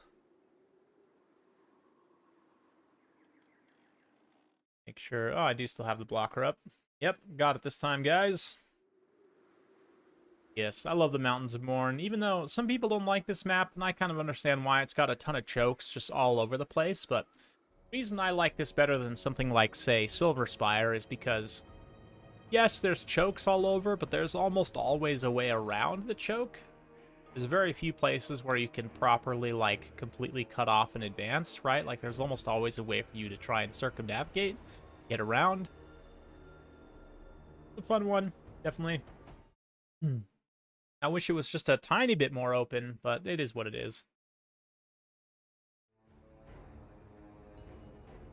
And they're getting started for Be'lakor here. For Even Star, he's got a couple of Blue Horrors, Flamers, Plague Bears up front. So very similar build composition to what we saw last time from Alric. This time Alric, though, coming in with Boris. Got the Frost Maiden of Tempest, Patriarch, and 2 sleds. So we haven't seen any sleds up until now, but there you go. It was inevitable that we saw some sleds at some point. Definitely. Looking good there. For the rest of the army, we've got Armored Kossars, more Armored Kossars. So nice, kind of mixed force. Over on the left flank, we're going to see some more Kossars, Armored Kossars even in the center. Yes. Got their pistols out, ready for some fun.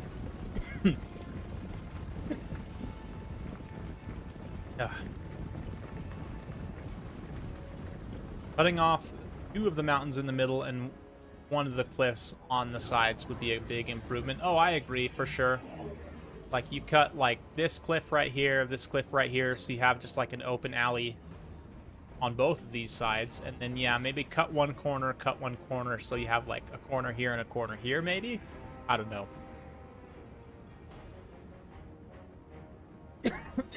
Yeah, I agree, War Demon. Watching people stream ladder with blind picks, yeah, and like right now, the blind picks, it's cool, don't get me wrong, like, I'm glad they did it that way, but it doesn't matter that much with such limited factions. Like, you can kind of guess it's going to be 1 of 5, right? 1 of 6, I guess. 7. Anyway, but yeah, once we have like 30, it's gonna be interesting for sure. The chances of you getting a mirror will be very, very low, but when you do, you will know, like, true balance. Oh man, wow, look at the amount of units. This is such a scary army from Even Star, even though they actually have, like, the same number of units, pretty much. I don't know why, for whatever reason, maybe because it's demons. Even Star's army just seems so much more scary. Got some Blazing Squealers. I'm surprised we haven't seen any Stooges so far, given all of their, you know, kind of attributes and traits and so forth. I would have expected Alric or Even Star both to have maybe brought the Stooges with the Demons of Chaos, but I guess not today. Just the shooting of the Blazing Squealers here, not really doing too much. Likewise, the blazing of the War Sleds, not really doing too much either, but a nice bombardment. It does catch a tiny bit of value. Not even enough to deal the barrier damage to the Blazing Squealers. You feel the balance on that one for sure. But, oh man, Be'lakor dropping Boris here. This is a very dangerous situation. Boris without support. His other bear compatriots are not in range to help him out here. And the Flamers are in a position to help by flaming the chariots as they ride in there. They didn't actually take all that much damage from that, to be honest. And the bear characters were able to get in. The caster actually... Oh no, that was the right thing to do, I'm pretty sure. Just go occupy the Flamers there so they can't keep shooting. But you know what, maybe it's not a big deal to just let them shoot. They're doing some damage for sure, but it's nothing insane. I mean, I guess if they do trade 1-to-1 with the light war sleds, that's still enough to pay for themselves. You definitely want to shut down those Flamers, but plenty of blues around in that situation. I don't know, maybe he just wants to go all in and try and kill Be'lakor, even with the 40% damage resistance of the Shadow Shroud. Be'lakor even still took an extreme amount of damage in that engagement. Alric is pulling back, though, not wanting to overcommit and lose too much health or damage value or whatnot. So over here, just contesting with these Armored Kossars, these other Armored Kossars. A little bit of a mistake. They want to come up and actually stand on the objective. try and capture it. Right now, they're standing like just outside of the objective, which is not where they want to be, but Be'lakor still just having a hard time getting handled by the bear bro, Boris. The alter Boris is here just wrecking shop all over these poor demons' faces, and that is definitely, I mean, the best use case of Boris is against demons, no question. Magic damage, elite anti-large AP, good survivability too. I mean, just a lot to love in this matchup. Nice bombardment from Lore of Tempest. Been seeing a lot more people using that recently. I've been using it for a while, but I think they reduced the cost or something on it. I forget. But anyway, Alric significantly up on damage value at this point, though we have seen Evenstar come back from really bad situations. Likewise, a Pit of Shades here, kind of sacrificing his own Blazing Squealers a little bit, but also doing a ton of damage to those Winged Lancers. Not really sure whose benefit that was to. Maybe it's to the demon's benefit, I guess, but I think the Winged Lancers did take more damage than the Squealers there anyway. But Be'lakor is in big trouble, and unless he gets Fecundity, he's not going to have a way to heal Be'lakor. That is a big problem. And Kislev, with the huge, just very strong force, completely secured this position. But demons can come back in a big hurry, especially with units like Flamers on the field that have such high capacity for burst damage. Be'lakor deciding, you know what, screw the bears. We're just going to go somewhere else. Run over here and terrify away these Kossars. But a nice little pounce there from the Snow Leopard, getting the Frostbite, a little bit of anti-large magic damage also. Enfeebling Foe on the Snow Leopard, though, will put its stats down into the dirt. Even with 26 attack, though, and a little bit of anti-large. 20 bonus versus large, that's what, 46 effective attack still. Enough to not be a minimum hit chance, like a 25% chance to hit or so. Anyway, the Bear Squad's rolling over into the center, though. They definitely have the mobility to respond to this. Just come in and crush these blues and absolutely wreck Be'lakor, too. So, you know, Alric, he's been practicing killing Be'lakor. He's probably played the final battle a couple times. Of course, I'm totally joking, but fun stuff regardless. Believe it or not, actually, the first campaign I beat was with Boris Ursus. The first time playing the final battle and killing Be'lakor was with him, so fun stuff for me too here. Anyway, Cosbite Dervishes, other units maneuvering around here, just occupying a lot of the Zinch shooting and Nurgle and so forth. Even if they're not necessarily trading super cost effectively, as long as they can continue to hold this objective. I mean, granted, they don't want to get too much damage value, you know, give it back to Evenstar, which he is starting to claw his way back a little bit. But Be'lakor, once again, forsakes the bears and just goes to the other side, trying to continuously avoid. But now he's got double leopard to deal with. The Snow Leopard's coming in here with the, you know, tiny little steel chairs. Like steel, you know, like pet beds. Anyway, at this point, the Be'lakor really doesn't have that many places he can safely go. I mean, he could fly all the way back across and come try and support this engagement here to push through and get on objective number 1, but it's looking really good for Alric right now.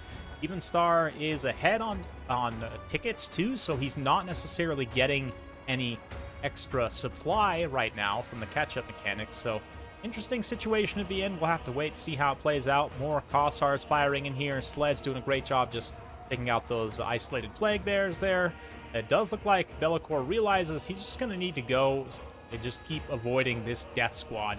This 5 single entity absolute terror death squad here of bears and cats is one of the nastiest death squads we've seen in Total War Warhammer, because, I mean, with the cats, you've got Frostbite, right? There's just tons of damage, elite anti-large AP, lots of buffs, self-healing, vigor refresh. I mean, this is definitely one of the most powerful death blobs we've ever seen. Now, granted, it is limited to the ground, but even now, it's up to 6 single entities with a 3rd Snow Leopard added to the pack, so that's just cruel.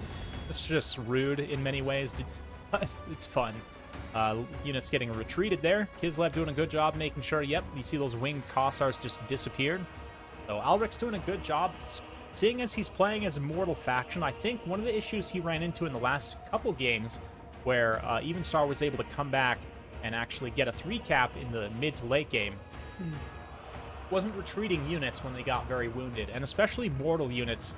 You really need to pull them back so they don't shatter. The whole time they're shattered, routing off the battlefield, is time that they're not healing or fighting. And those are really the only two things that you need to be doing. Healing, fighting, capping, you know, those sorts of things. So, yeah, like this unit right here, for example, right? These Kossars, the whole time they're routing and shattered, they're just completely useless, right? They're not doing anything for you. So, in order to win with mortals, it is something definitely to be aware of as much as possible. It's something to practice, even, you know, playing like survival battles in campaign. Something you can practice, retreating your units, putting them back in your reserve pool so that they can heal, and then resummoning them, you know, at the appropriate time. Not just for ammunition, of course, but for HP and abilities and everything else. So Kislev looking pretty good right now, but let's see. Nice bit of shades here going down those Kossars. The blue horse are continuing to just die in droves. That plague bearers continue to move in as well. The demons do have a little bit of a force here, though. Some pinks moving in. Blazing squealers, still plenty of ammunition left, and I don't know if they've used their ammo refill yet, but they're, you know, still a force to be reckoned with on the battlefield. That being said, Alric's sleds, I mean, the sleds, even after, I think they nerfed, what, their mass and their weapon strength, even still, though, very strong. Especially at disrupting a formation, moving in, dealing substantial damage. Even after the weapon strength nerf, they still have higher weapon strength than most other chariots in the game. I think they might have the highest weapon strength of any chariot in the game, even after the nerfs. So, yeah, I mean, sleds, while they absolutely needed to be just absolutely whacked with the nerf hammer, I still think they're absolutely a viable option and a very strong pick in a number of matchups and situations. But let's see here, some nice maneuvering by these Fleshhounds and the Blue Horse to try and get on this objective and sort of 2v1 on these Kossars here. But will it be enough at the end of the day? Looks like the sleds are coming in here, kind of screening. Will the cat squad be able to catch Be'lakor? Oh, no! Oh, Be'lakor's so screwed right now. He immediately gets rear charged by two Snow Leopards. Third Snow Leopard just about to make contact here. He's got Frostbite. The Shadow Shroud has been popped, so he does have the damage resistance, but here comes Boris, and the caster now. Stand Your Ground has been popped.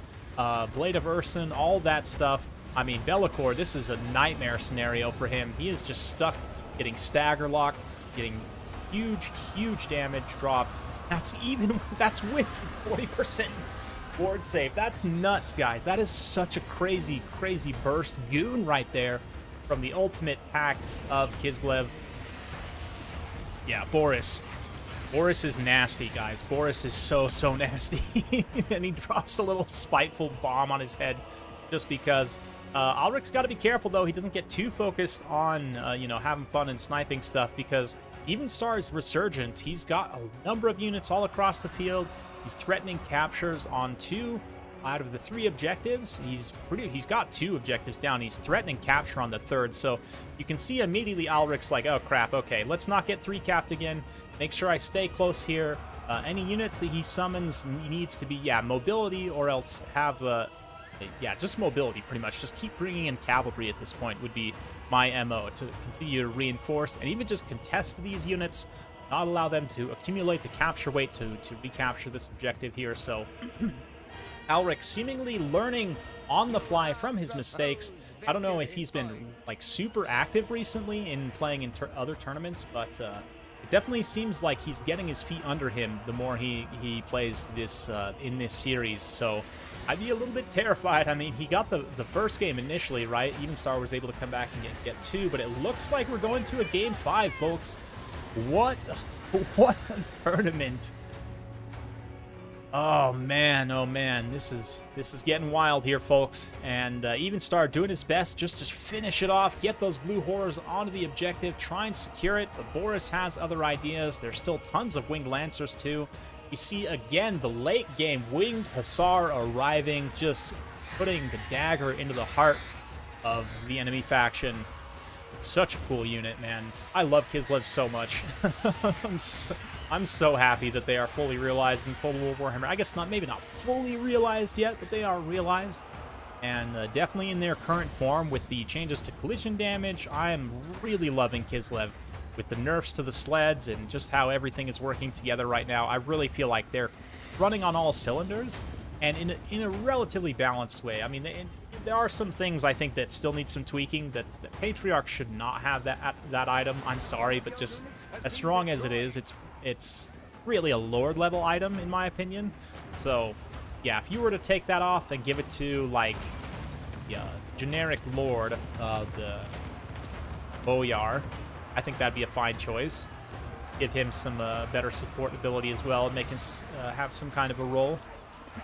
But anyway, yeah, the Flesh Hounds there getting hit by the Warbear Riders. This is a great kind of ace late game play too, along with the Winged Hussars arriving. Of course, the Bear Hussars, as in the last Kislev game too. The late game Bear Hussar arriving. Yes. Just, yes. Inject Kislev straight into my veins, please. The Screamers are an interesting late game play. I mean, they are going to provide some pretty good anti-large AP killing power, certainly, but they won't provide any capture weight.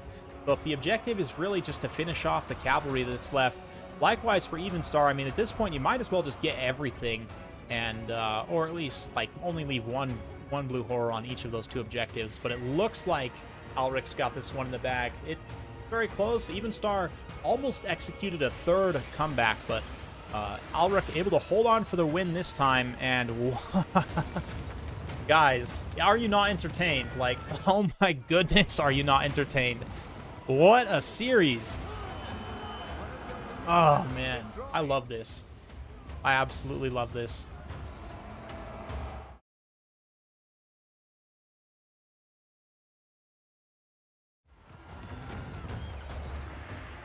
Oh man. Sorry, just making sure I'm actually saving these replays, because even if I don't cast them, I'm just going to go back and rewatch them for myself, because these are freaking awesome games. Yeah, I mean, at this point, Alric Ral's almost 4,000 ahead on army damage value. Yeah. Insane. Absolutely insane. So it just goes to show, I mean, Demons of Chaos are strong, but they're beatable. I mean, they're not completely OP by any means. Yeah, Alric had the right build set up. Sleds, everything worked well in tandem. Great combined arms Kislev. That Death Goon Squad, too, of single entities. I mean, even though the Snow Leopards didn't necessarily all pay for themselves, just the Frostbite and the extra punch and the extra bodies, trapping Be'lakor in, allowing Boris to get the hits. Beautiful. Truly, truly a thing of beauty. Squealers do pay for themselves too, which is nice to see. I mean, I guess one thing I discount about them is they're kind of hybrid units, right? So their melee stats are actually pretty decent. Flesh Hounds, you know, they do a great job too. Nurglings, love to see that. Flamers also, great value on them, but it is what it is. We're going to a game 5, folks. What an absolute barn burner of a series. Yes, exactly, War Demon. Yeah, it's the item that gives regeneration and vigor refresh in an area of effect. It's way too strong. This guy right here, this Daz Brazier, way too strong to have on a character. Like, I get that in this, he already has a heal and a vigor refresh too, so it kind of invalidates these other two abilities that he has access to. And a lot of people will still take Salyak Lullaby anyway, just for the additional burst heal. Wow. Wow, wow, wow. 5 full direct 5-game series. And we'll go to the final map. Eye in the North. The Eye in the North. Yes, the Chaos Gate. Northern Wastes. Or maybe not the Chaos Gate, but the Gate of the Old Ones, whatever you want to call it. Oof.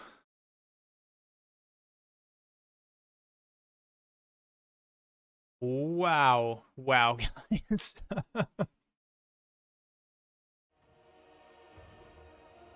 I think we're going to see some Cathay.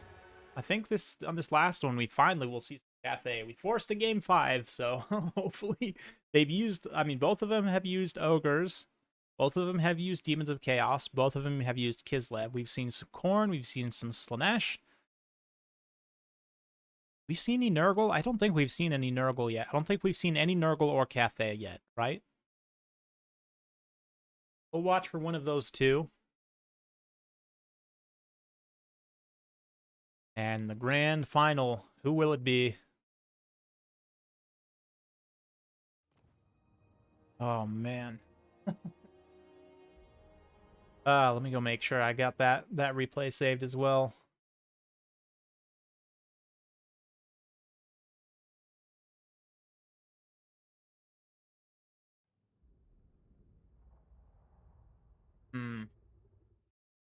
Also look here. I haven't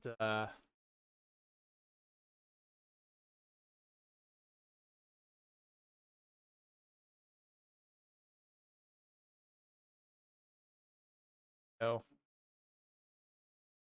still haven't got Streamlabs set up for donations and stuff, for notifications. It just go here, gone through the PayPal, get some subscribers.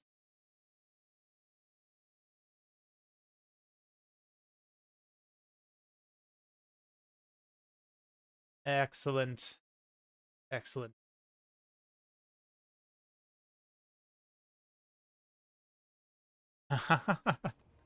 Yeah, yeah, I know, right? Like the preview with the name. Yeah, definitely. I did get some Sauron vibes for sure. Anyway, let me go ahead and hide the builds here real quick. And Korn versus Nurgle. Nice. Good way to end. Nurgle is disgusting, appropriately disgusting. I'd imagine we'll probably see a Kugath here. Big sad though for or went out for Cathay. Didn't get featured once in a full best of 5. Oh man, even after all the buffs, I think they're in a really good place right now. I absolutely love where the J Lancers are right now as a cavalry unit. Like they just I've been really enjoying Cathay. So it makes me a little sad, I'm not gonna lie. I guess I'll just have to join a tournament and play Cathay myself, right? Sure.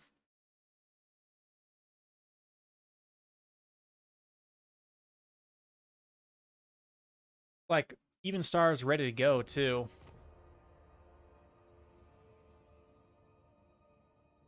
Yep. Yep. Okay. Ulrich still getting his last picks locked in.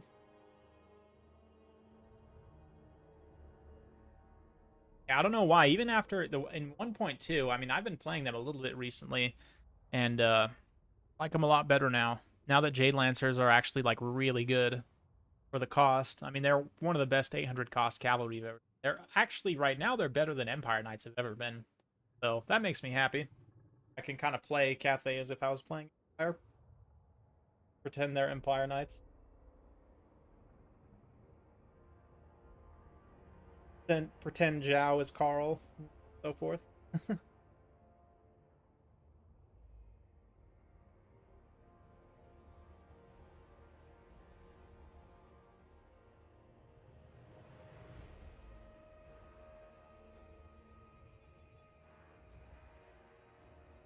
Yep.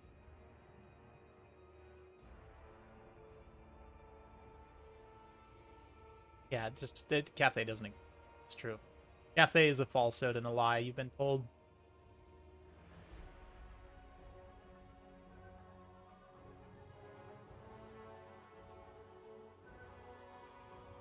Skaven do exist, but Cathay doesn't exist. It's actually just all Skaven, you know. Maybe once there was a kingdom of kind there, but I'm pretty sure Deathmaster Snitch took it all over.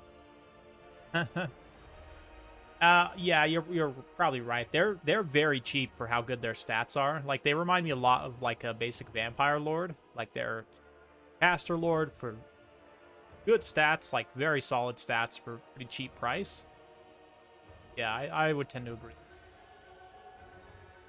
It's unfortunate because Meow, I mean, with Lore of Life, we all thought that Meow was going to be strong. And I do think maybe in the future you might see Meow again.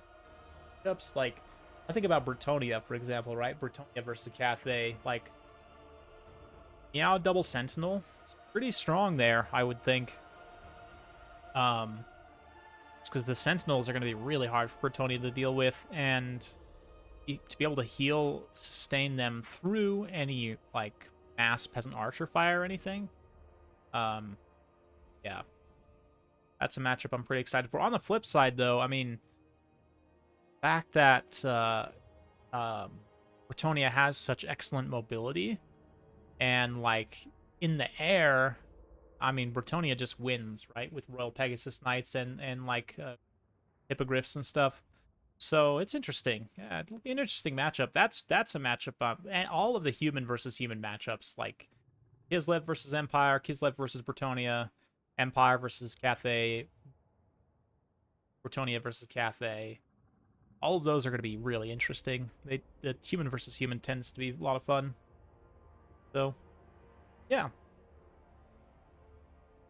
Kind of like in PvP, right? Human versus human's fun. Get it? Yeah. Alex just deciding on the last couple things here, and then Rumble all been ready up on my end. Switch back over to the map setup, turn off the blocker before I forget. And here we are.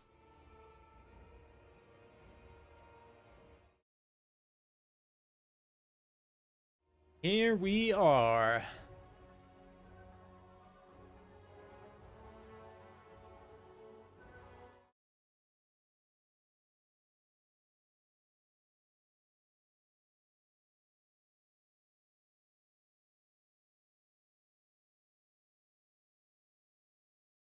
Yes, and here we go. Alric's finished up his army comp. See what he's got. I'm genuinely curious to see what he can do here. Bloodthirster, huh?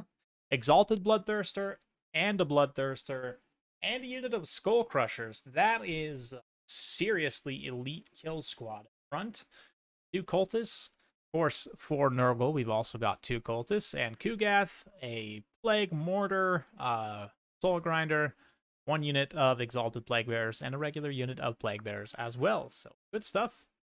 Both of these guys going fairly elite in their starting army with quite a bit of killing power. So, I don't know. The question I have is, will the Double Thirster actually be able to snipe Kugath? I think the answer is probably not. We'll see. I don't want to spoil anything, but I did play this matchup the other day, and I have a video coming out about it, and yeah. Maybe he's not going to push this push Kugath at all with the Double Thirster. Maybe he'll just, split push the side objectives, or force Kugath out of position. That'd be a good thing to do. See. Basically, in my opinion, what you want to do against Kugath with Khorne now is more or less just attack wherever he's not, right? Wherever, because Kugath can only be in one place at one time. Or one place at a time, rather. So, yeah, you just attack wherever he isn't, right? You go to the spots where he is not, and you can fight other units that are isolated, and hopefully the forces are strong enough that they can't defeat a Bloodthirster. Because, to be honest, very few of Nurgle can. Yeah, definitely can, especially for how it goes. Yes. The last battle. The final of the final of the final. Here it is. Kugath and his decrepit retinue already on the move, and they've got the Plague Mortars ready to fire into Bloodletters. But hey, guess what? There's no Bloodletters. There is this unit of Skull Crushers, though, which at a very expensive price, if they get hit by those Plague Mortar shots and take damage from them, that's not great. But okay, they took very little HP damage on that. That wasn't too bad at all.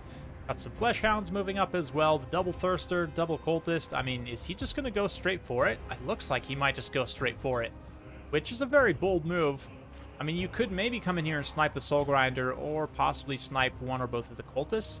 Because the Nurgle Cultists have the standard regeneration trait, they are weak to fire damage, and of course both the Thirsters do fire damage, so let's see. Nice, point blank mortar shots, completely missing. Nice breath attack, side-shotting through, doing some damage to the Exalted Plague Bearers. Didn't actually kill any of their unit models, that's hilarious. Okay, so he's just going all in, early all in, I love it. You probably want to occupy the Death's Heads with something, though. It looks like he's going to come in and use the summon. Yeah, come in and use the summon for just such a purpose. You don't want to be getting hit by the Death's Heads, definitely. But the Double Thirster, both concentrating on going after the Soul Grinder right now. Plaguefather's Oration from Kugath goes down to give some melee defense.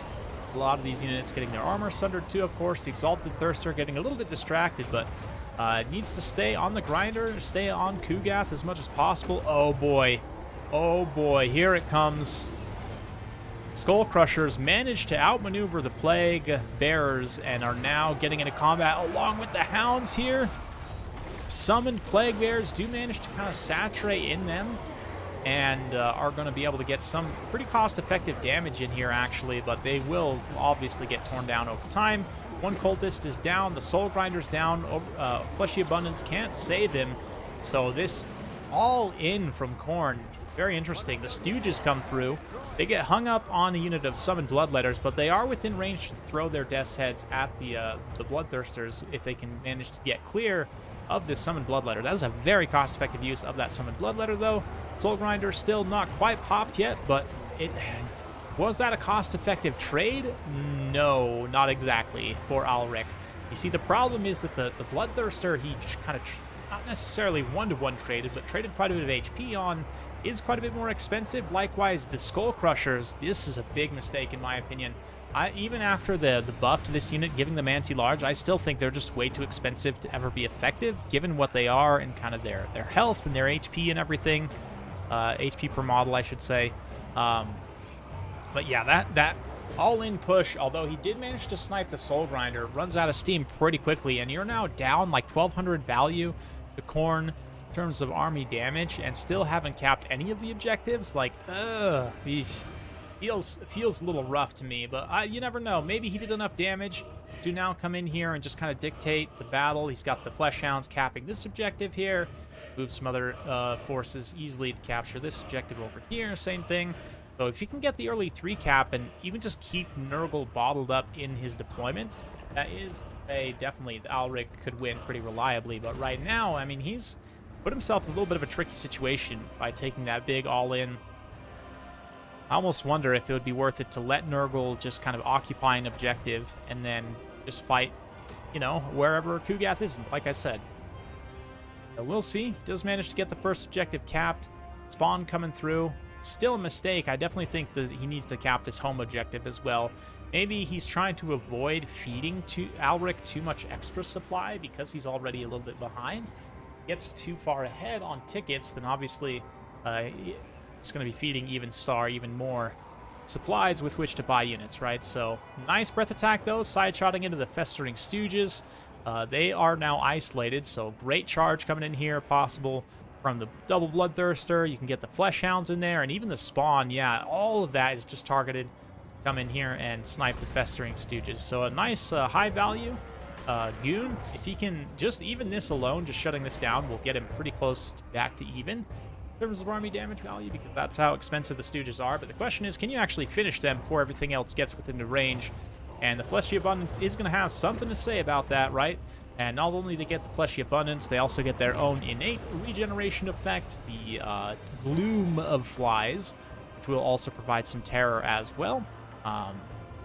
Melee defense, sorry, the Festering Gate, this is the one that actually gives them regeneration. So they're up to 1.7% per second, which is quite a bit. So it doesn't look like, yeah, the Spawn and the other units were not able to unfortunately deal with them in time, but still. Yeah, Khorne not capping the side objectives. I'm still not sure. I guess he's really just going all in to try and win in the fight, but problem with fighting Kugath in melee is he's going to AoE drain all of your stuff now with that Mortis effect, right? Constant damage of the Pestilent Decay right now is not hitting anything else, which is good.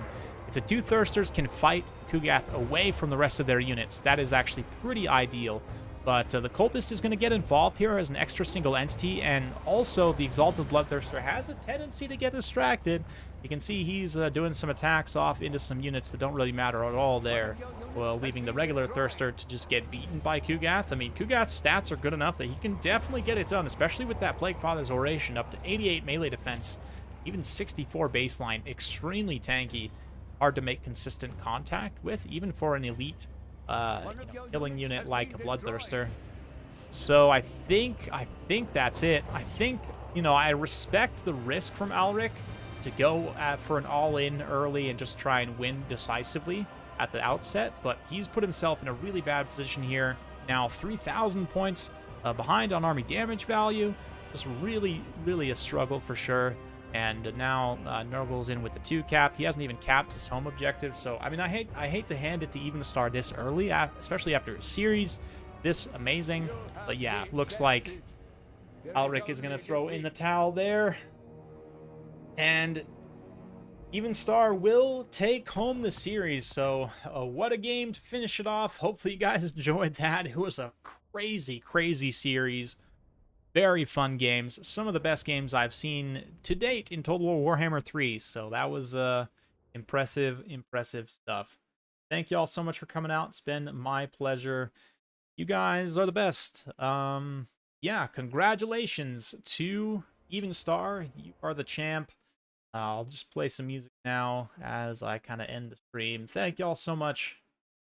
Yes. Got some crazy, crazy good games today. Really, really enjoyable. So, thank you. War Demon Medley, Reginald, Revazar, Great Book of Grudges, all you guys watching this after the fact too. Thank you all so much. Be sure to subscribe if you're not already. Thanks again. We'll see you next time.